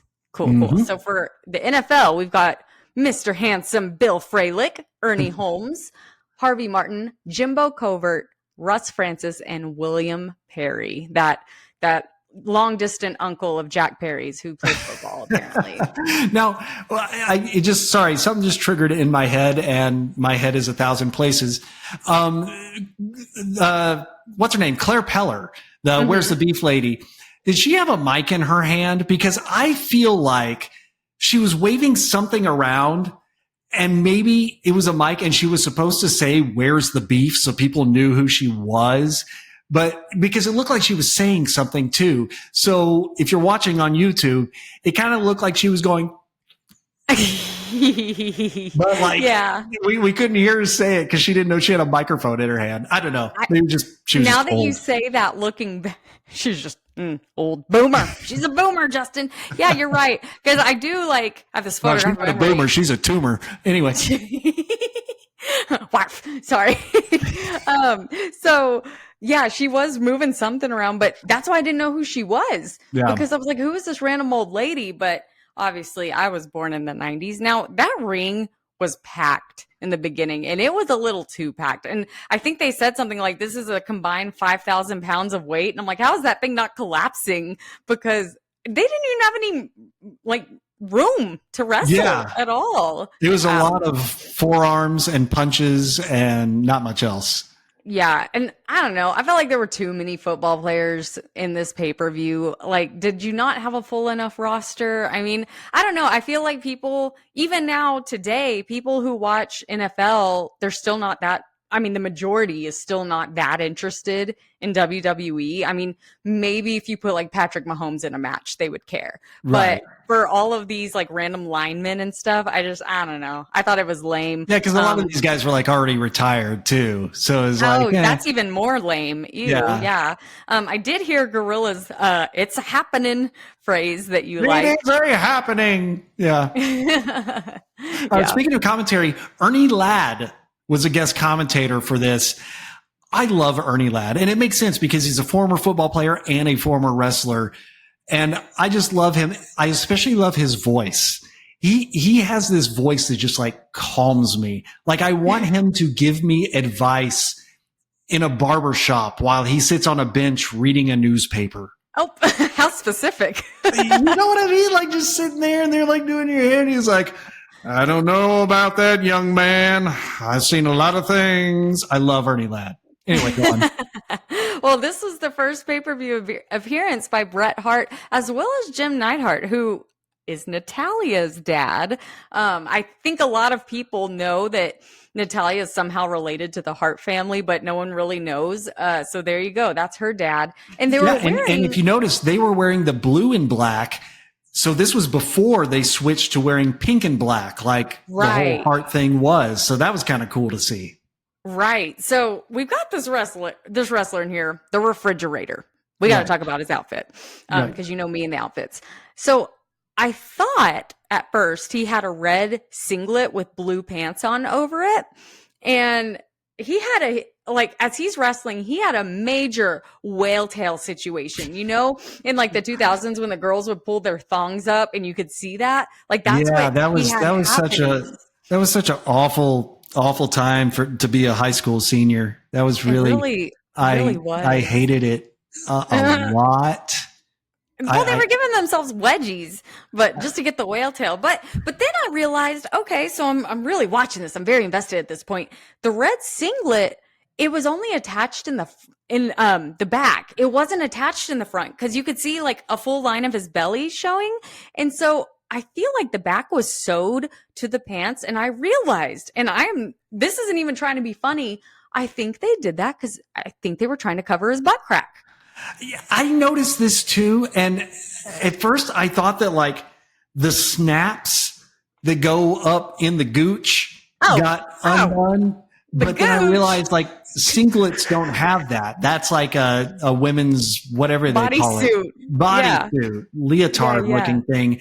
And I thought maybe he ripped it. So I didn't know. I mean, he's called the Refrigerator. So hopefully no fruits fell out of the crisper. No. It was weird. And I was the produce drawer down there that you just got to stick shit in, Find a random old crusty grape back there. When the hell did I buy kale? Why did I even need this? Yeah, man. I mean, I don't know. I just know big boys like to show their butt crack sometimes. And I really feel like that's what it was. They were the Refrigerator. He was I don't care. Let it show. So they had to come up with a solution. Now, Refrigerator and Big John Studd kind of eliminated each other in a fun way. Did you see that? Yeah, that was kind of cool. Yeah, I think Big John threw Refrigerator out first, and then Refrigerator got him out, which I was like, is that valid? Because he's already out, so could he have technically gotten him out? But hey, it's the 80s. No one cares. Andre kicked Jim Neidhart in the face, and man, Jim, comically oversold that. Did you notice that? He flung himself over the rope. Flying is great. Yeah. It was. But Andre the Giant, he won in about 9 minutes and 9 seconds, which that's kind of a short battle royal. Yeah, it really was. But really, would you want that to go on any longer for what it was? I mean, that was the other thing, too. There was no stakes to it. Like, there's no title shot. There's no money prize. Like, it was just, you won a battle royal. And Andre the Giant, of course, back then, he's going to win it. Yeah, I wonder if Homegirl thought the NFL won or the wrestlers won. I don't know. So we're back to Roddy, who says, again, I don't have to cut my hair like an Indian. I thought he was saying an idiot. Maybe he was. I don't know. I don't know. Either way, it's an insult. And I don't have to dye myself black. Okay, Roddy, this is the second time you've said that. Little much. Gay 1986, right? Yeah. He did have one good line there. Hey, Mr. T, if I would have known it was going to be a picnic, I would have packed a lunch. That's pretty good. That is pretty good. But like, why is his voice so high again? Did he always talk like that? Yeah. I mean, it's just a thing like when he got excited and his Canadian accent would come out more as well, whenever he got really excited. But he does say one more very, thing. It's like this trifecta of uncomfortable. He refers to Mr. T's hair in another way. He says that T was, quote, rubbing those gnarly bristles in my eyes.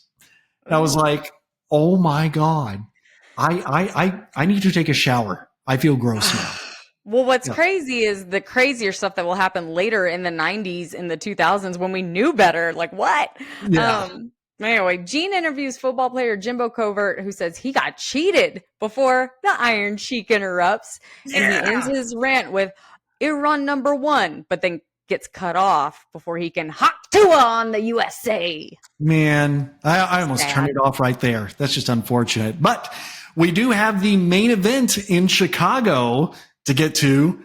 It is the WWF World Tag Team Championship on the line. The British Bulldogs versus the champions, the Dream Team. Now, previously, these two teams had faced each other at a house show, but the Dream Team got themselves disqualified, so they kept the titles. And then they beat the Bulldogs on an episode of Saturday Night's Main Event, and then they agreed to defend the titles one final time against the Bulldogs at WrestleMania. We've seen all of these guys on WWF pay-per-views before. The British Bulldogs were both on the Wrestling Classic that we covered a couple weeks ago. Brutus Beefcake and Greg Valentine were both on WrestleMania 1. So nothing new here in that way. Now, at this time, the Dream Team had been the tag team champions for 7 months, which is pretty good for not the main championship there. So let's get into the match. Now, they say that there will be 2 officials for this match, which isn't unheard of for tag team matches. But why was one wearing a white golf shirt and one was in the normal WWF blue shirt with the bow tie? I still don't get these referee inconsistencies that we're seeing in shows. It's very odd. I don't get it either. And I noticed that, and I thought maybe one was meant to like watch for one thing and then the other one, but why does it matter? Like, I don't know. Yeah. Well, the Dream Team is with Johnny Valiant as their manager, and the Bulldogs are led to the ring with Captain Lou Albano and the one and only Ozzy Osbourne. Did not even notice Ozzy because I was so distracted by the stupid safety pin and Lou Albano's face. I was like, oh, he's back. And he's still got that stupid thing that's just bugging the hell out of me. And Ozzy did not look like the Ozzy you know and love now. No. At all. It was very disturbing. But there's one spot in this match that you never see anymore, and you used to see it from heels all the time, where one of the guys who's on the apron sticks his foot over the middle rope, and then his partner rams the opponent's head into that outstretched foot. That should be a thing again. Like, that was I feel like heels used to do that all the time in tag team matches. It's so cool. You mean the heel used their heel?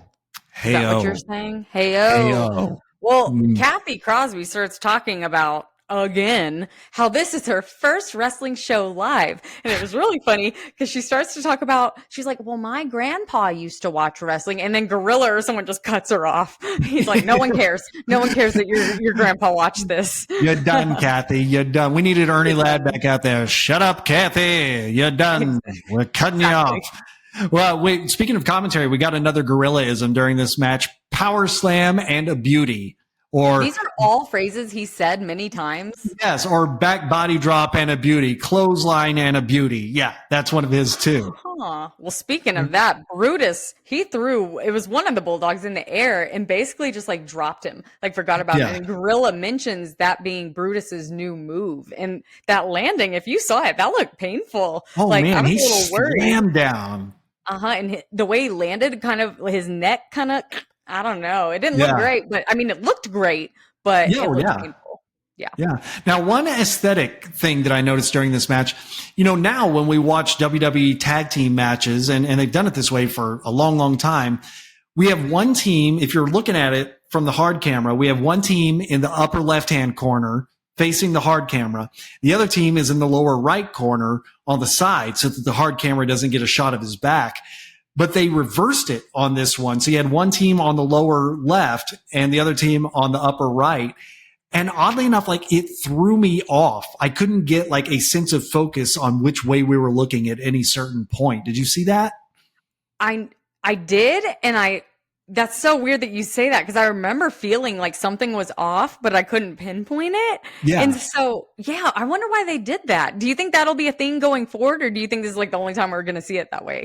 At some point, there must have been some instruction that everybody knew, one team here, one team there, rather than just wherever you go. Now, when we get into like Survivor Series, where we're getting like 16-man tag team matches, it's a nightmare, but we'll get to that eventually.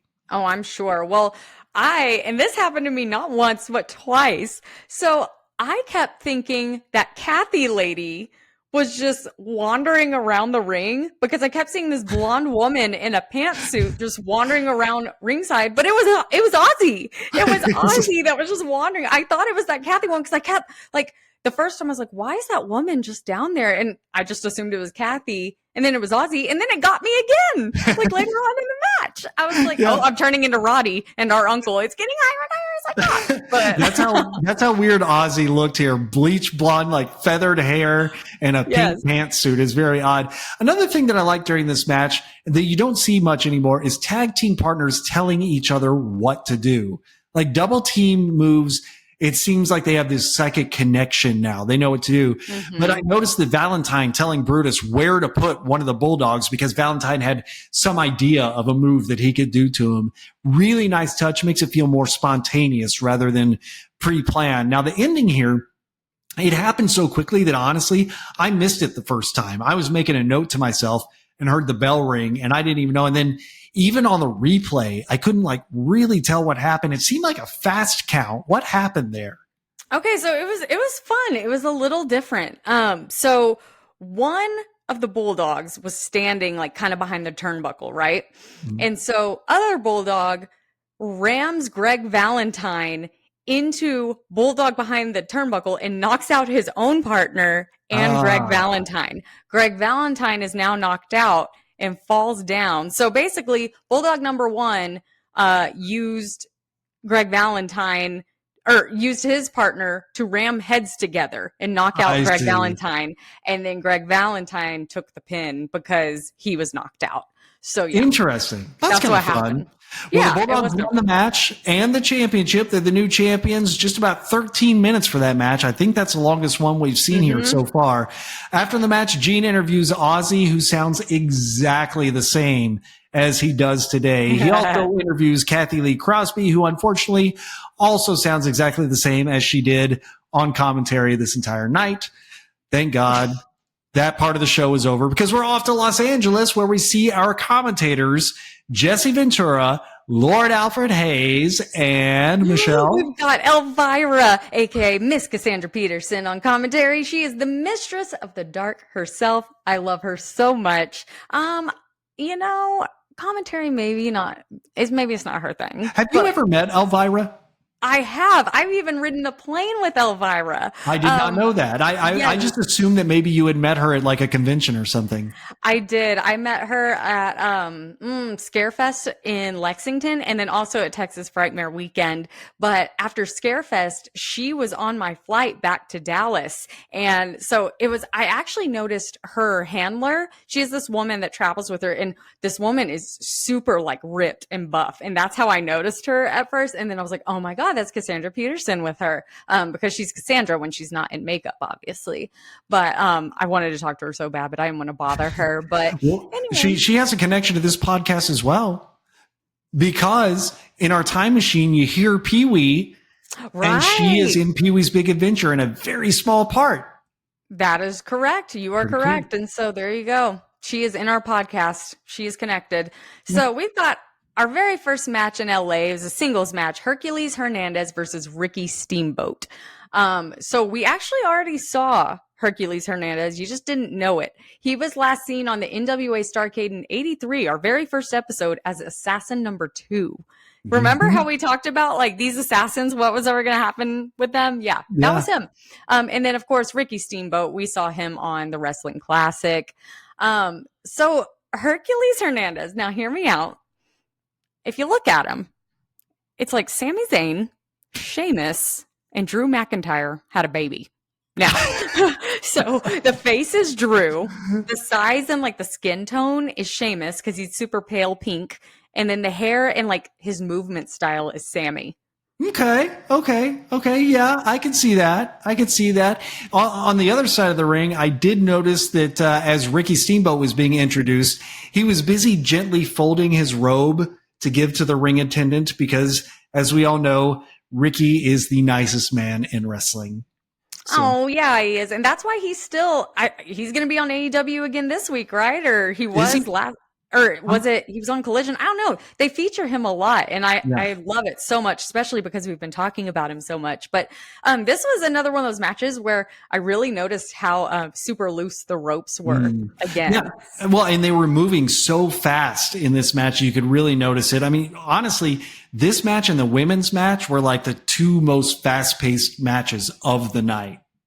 Right. But honestly, I felt like this was kind of a pointless match for the pay-per-view. I think it could have been on TV. It didn't feel like it had much importance. It kind of felt like a bathroom match. Yeah, and at one point I even saw like a folding table right next to the ring, and when Hercules went up to the top rope, my modern wrestling fan brain went, oh, well, he's going to get knocked through that table. But then, of course, he just kind of went down. It was a match. It was there.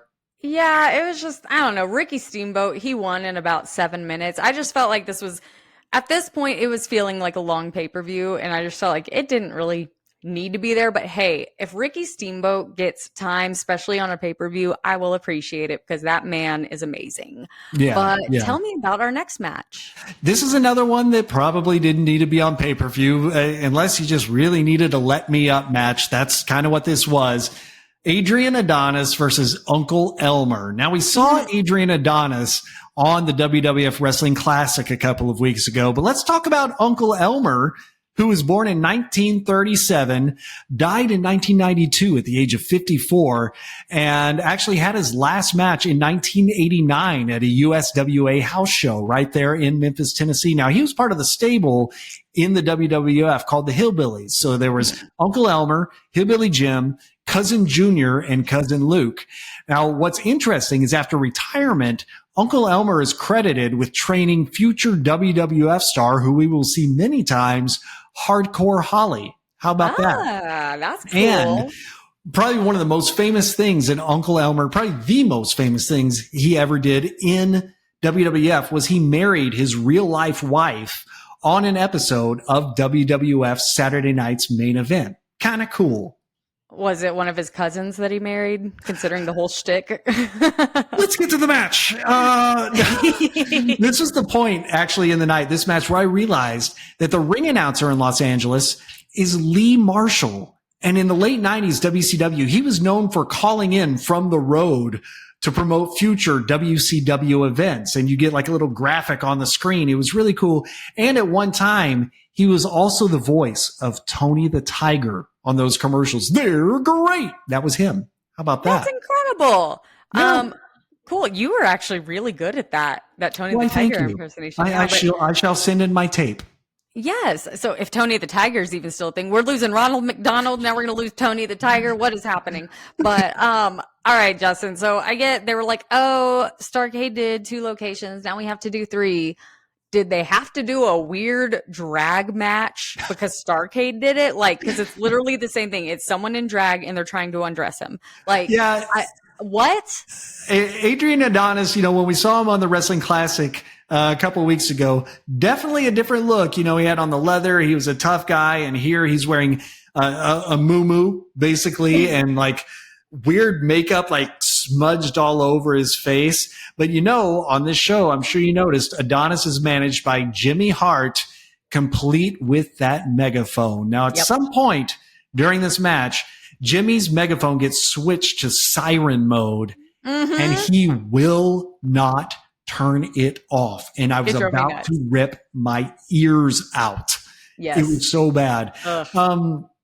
Unfortunately, it didn't drown out the chants of the crowd, which were chanting a word used towards gay people that starts with an F that we probably shouldn't promote here. But way to stay classy, Los Angeles. That's great. I'll be honest with you. This was a dumb match, but I really enjoyed Uncle Elmer here. Oh, yeah, me too. He's just adorable. Even though he threw a punch so hard that he fell on his own clumsy ass.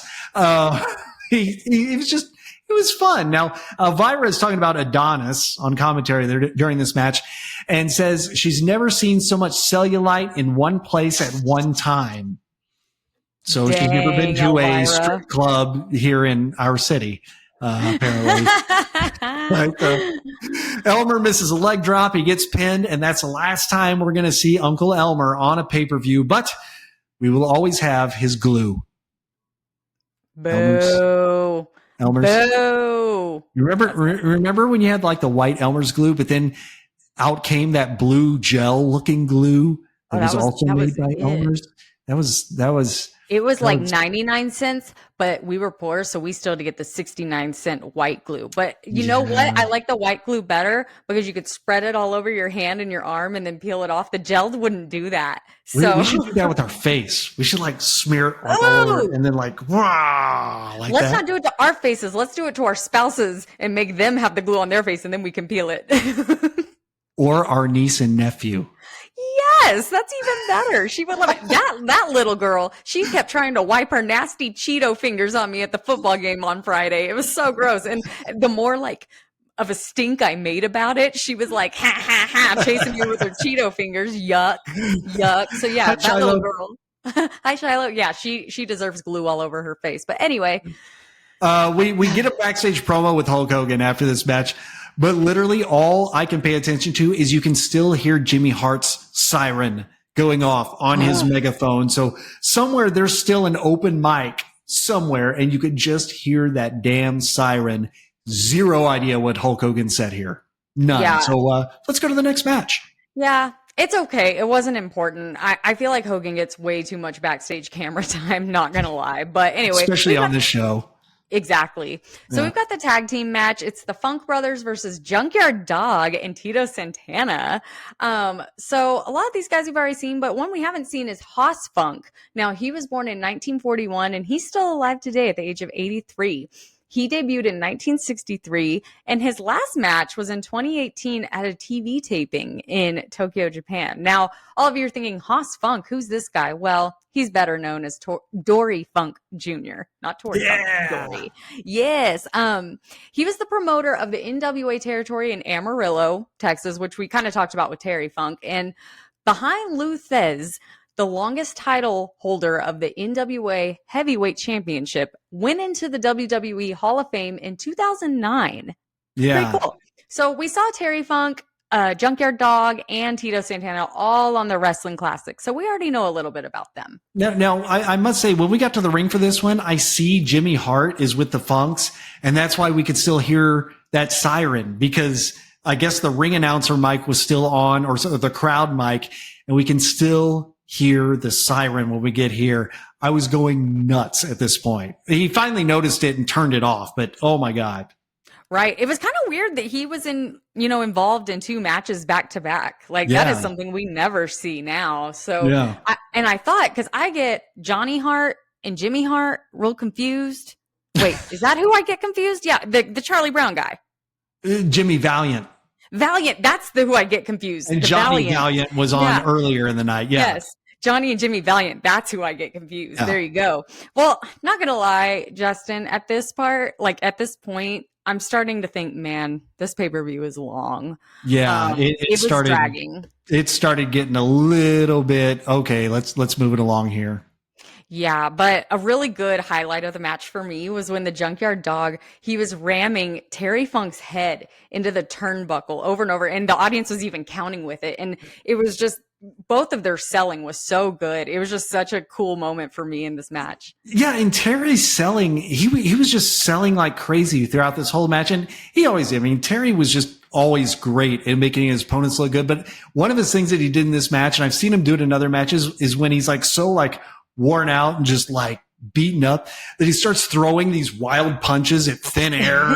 And it's so great. Like I love Terry. He's so good. Yes. Another great JYD Terry moment was JYD like threw him over the top rope, but it was behind him. So like JYD is facing the camera, picks up Terry Funk and launches him behind him. That was great stuff. Yeah. I mean, they surprisingly worked well together. At one point, though, you talked about Elvira, and she's great, but maybe not commentary. Jesse says, well, there's no love lost between these two, right, Elvira? And Elvira, just so good at her job, says, yeah. And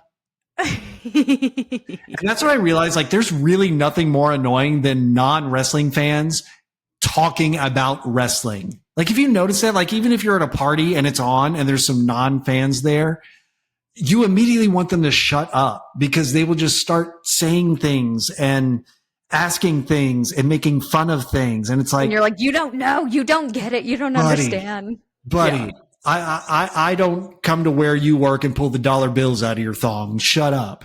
Exactly. The only person who has any authority giving commentary when they aren't, a wrestler, or never been a wrestler, is Snoop Dogg, because his little one-liners are just so freaking funny.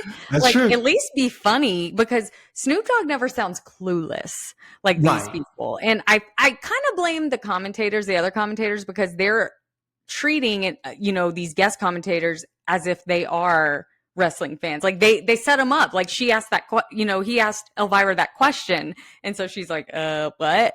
Yeah. So, anyway, Terry hits JYD with the megaphone. The megaphone makes its in-ring debut in a match, and the Funk Brothers win in 13 minutes even. Yes. Pretty cool stuff. I mean, by the end of this match, I liked it more, but in the beginning, I was like, oh my God, this is really dragging. Yeah. So as the crowd continues their second bullshit chant of the night, we see the crew carrying the cage into the arena piece by piece. Now, we'll get to that. I'll just hold that for a second.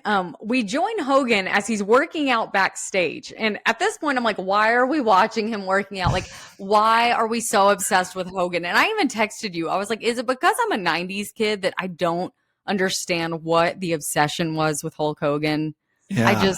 I feel like John Cena and Roman Reigns and MJF, no one gets this much pointless backstage TV time. But anyway, the doctor says Hogan is in no shape to compete tonight. So, of course, Hogan straps a 100-pound weight around his neck and does chin-ups because he's just that impressive. I was watching those chin-ups, and while I have no doubt that Hulk Hogan was a very strong man, I kind of felt like maybe he was stepping on a box or something to pull himself. It seemed a little too easy. Was that just me?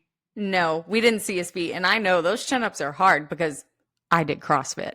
Of course you did, because you said something about it. Go on. Are you a vegetarian? I sure am. Haven't eaten meat for 14 years. There you go.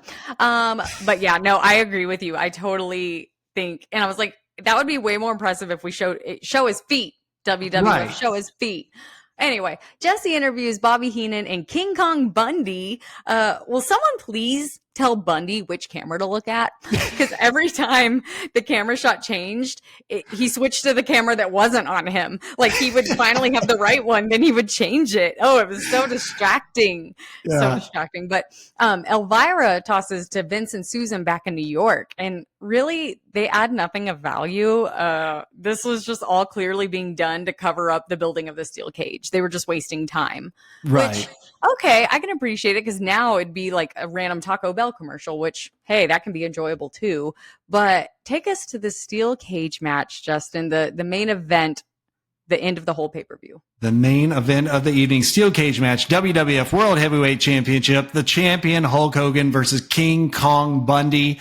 We've seen both of these guys on our shows before. Hulk Hogan last time on the Wrestling Classic, King Kong Bundy on WrestleMania 1. And if you didn't know, Hogan's ribs are injured because of an attack from King Kong Bundy on the March 1st episode of Saturday night's main event. Now, before we get into the match itself, I have a visual aid.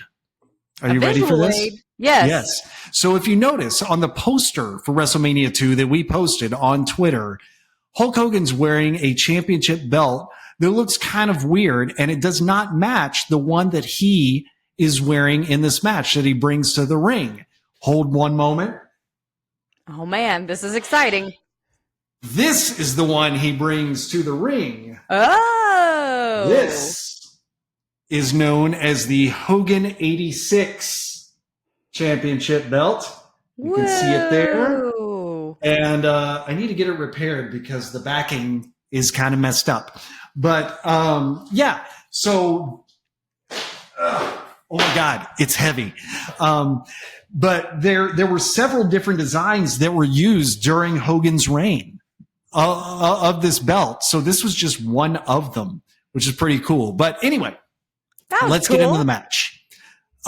We are introduced to the special ring announcer, LA Dodgers legend Tommy Lasorda. Now, fun fact, for a very good chunk of my life, I only knew Tommy Lasorda as the spokesman for Slim Fast in the 90s. I thought that's what he was famous for. I didn't know he was a baseball guy. Why was he promoting Slim Fast, especially in the 90s? That was a women's drink back then, Justin. He used to be fat and then got not fat. And so I think that was it. This was before Ozempic. So, hey, don't hate. That's doing a lot of good stuff for a lot of people. so Tommy Lasorda introduces our guest timekeeper, Ricky Schroeder. Who is this guy? Yes, because people were booing him, right? I think they were mainly booing him because he was a kid and, LA has already chanted the F word towards an effeminate man earlier. But at the time, Ricky Schroeder, he was a child actor. He became famous in the movie The Champ, and then he was on the TV show Silver Spoons. And if you've kept up with his career in the past few years, he's better known for being arrested for domestic assault and posting a video of himself harassing a Costco employee for their mask mandate during the pandemic. So he's doing quite great things for himself. We also get the introduction of special guest referee Robert Conrad, best known for his work on the TV Western, The Wild Wild West, just died a few years ago at the age of 80, unfortunately. Now, here's what I didn't get. Robert Conrad, he might be the special guest referee, but later in the match, you can see him just sitting in a chair ringside next to Ricky Schroeder and Tommy Lasorda, just watching the match. So, why call him the referee? Just, I don't know, say he's there. He's here. Yeah, just say he's here watching a match, like how they do random, like when wrestlers go to MMA events, there was just oh, here he is in the crowd. Weird. I don't know. Did you think that steel cage looked a bit rubbery? Did you see that? Maybe because it was painted this matte blue, but I swear, when it moved, I was like, that looks a little rubbery, Justin. I didn't notice that. That's the cage that's known as Big Blue. And that's what WWF used for their cage matches for years until they switched to the chain link fencing like we see today. Rumor has it, I don't know if this is true. We talked about previously how Vince eventually took a bump in a WWF ring and went, oh my God, those are so hard. We should get better rings. Rumor has it he did the same thing with his cage, and he was in a cage match and hit that and went, oh boy, we got to do something about that. And that's why they switched to the chain link cages. So that's what they're saying to cover up the fact that it was actually rubber.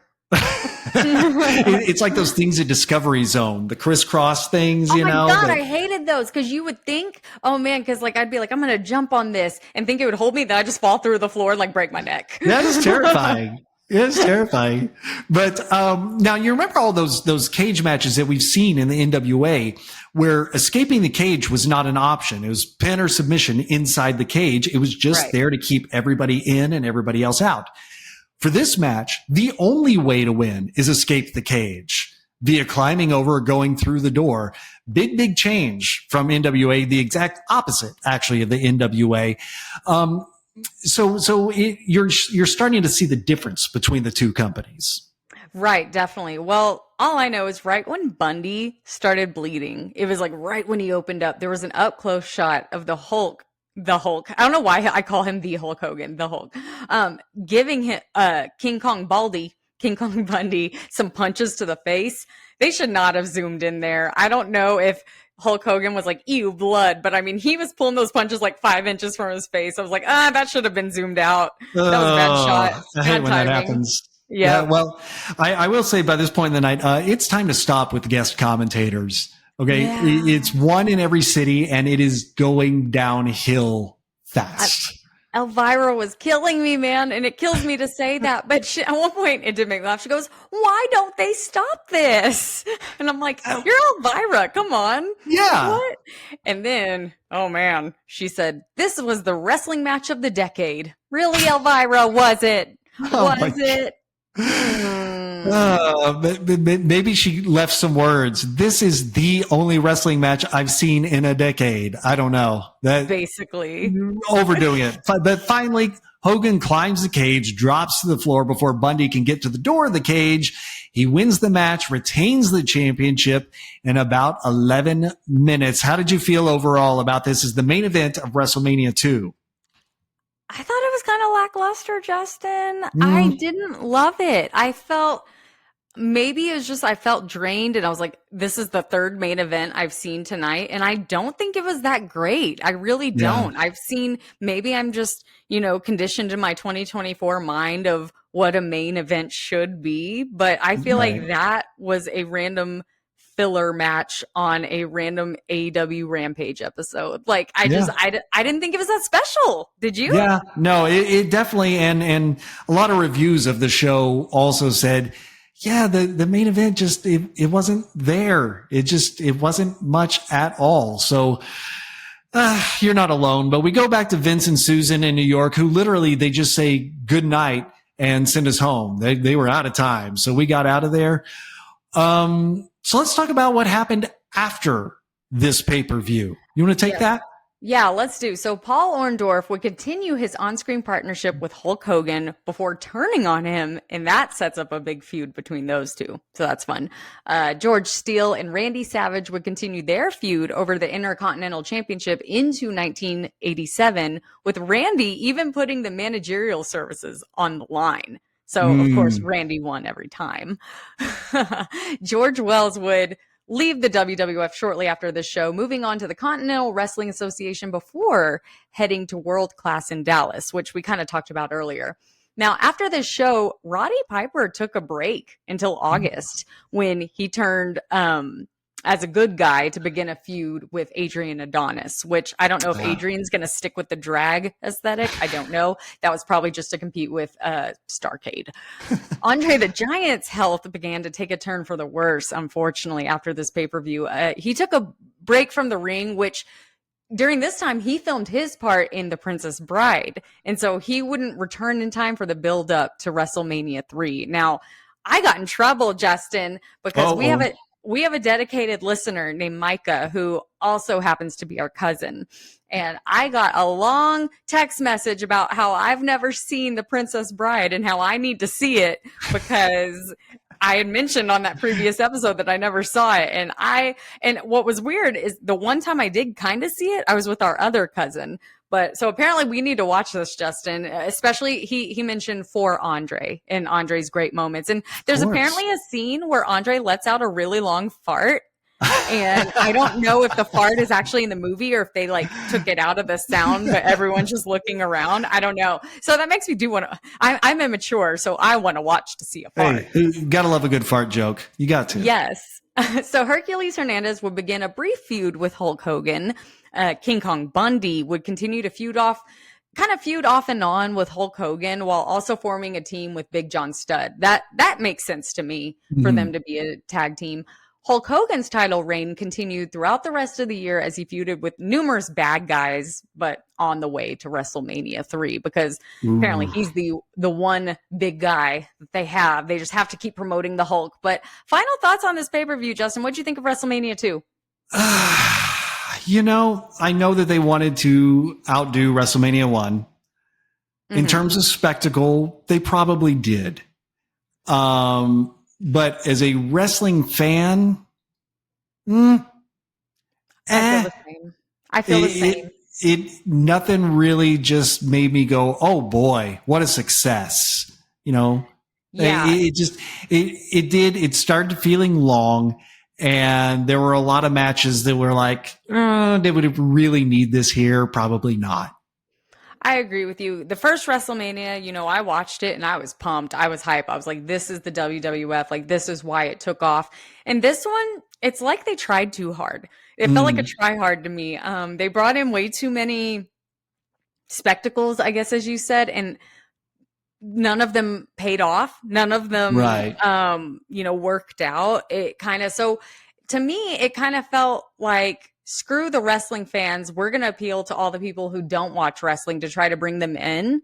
And I just don't think you should do that. I think you should play to your product, your demographic and stuff. Because, I mean, look at me. Like, I know my pop culture, and a lot of these people, I was like, who the hell is that? And I feel like even at the time, I would have been like, why are they here?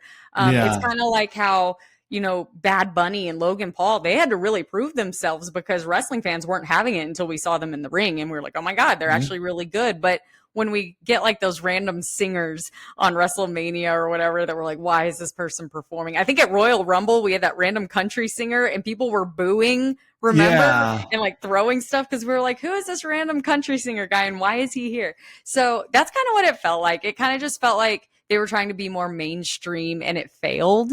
It felt long. I feel like they just tried too hard to outdo themselves and it kind of shot themselves in the foot a little bit. But I'm still looking forward to WrestleMania 3 and the other pay-per-views. Obviously, I'm still going to keep watching because, hello, that's like my life. But we got a show to do. Yeah, exactly. But WrestleMania 1 definitely outdid 2, in my opinion. Yeah, I feel the same way. But WrestleMania 3, pretty famous for being really good. I can't wait till we get to that one. Yeah, so hit me with some wrestle stats before we get off here. All right, really quickly. Junkyard Dog and Randy Savage are now tied for the most matches on WWF pay-per-view at 5 matches each. They're also tied for the most wins at 4 each. Roddy Piper has the most losses on WWF pay-per-view with 3 losses. Now, there are 4 people who we will see on WWF pay-per-view again who are tied for going the longest without a pay-per-view match to this point. Those are Barry Windham, Leilani Kai, Matt Bourne, and Mike Rotundo. All of them at 372 days since their last pay-per-view match, while the current average is 43 days. Just over 22% of matches on WWF pay-per-views are title matches, and all 4 current WWF titles have been defended on pay-per-view twice at this point, and all 4 were defended on this show. So let's get into the plugs really quick. Michelle, if they want to talk to you about the wrestling, about the podcast, about the college football, where do they find you? They find me at Michelle Tater on Twitter. That's really the best place to talk to me. I'm always on Twitter, X, whatever you call it. Does anyone actually call it X? I don't. One guy does. Well, he doesn't matter. He just like owns the company. Where do we find you and how do I get more Wrestle Stats? Oh, well, if you like Wrestle Stats, what you just heard, you can go to twitter.com/WrestleStats.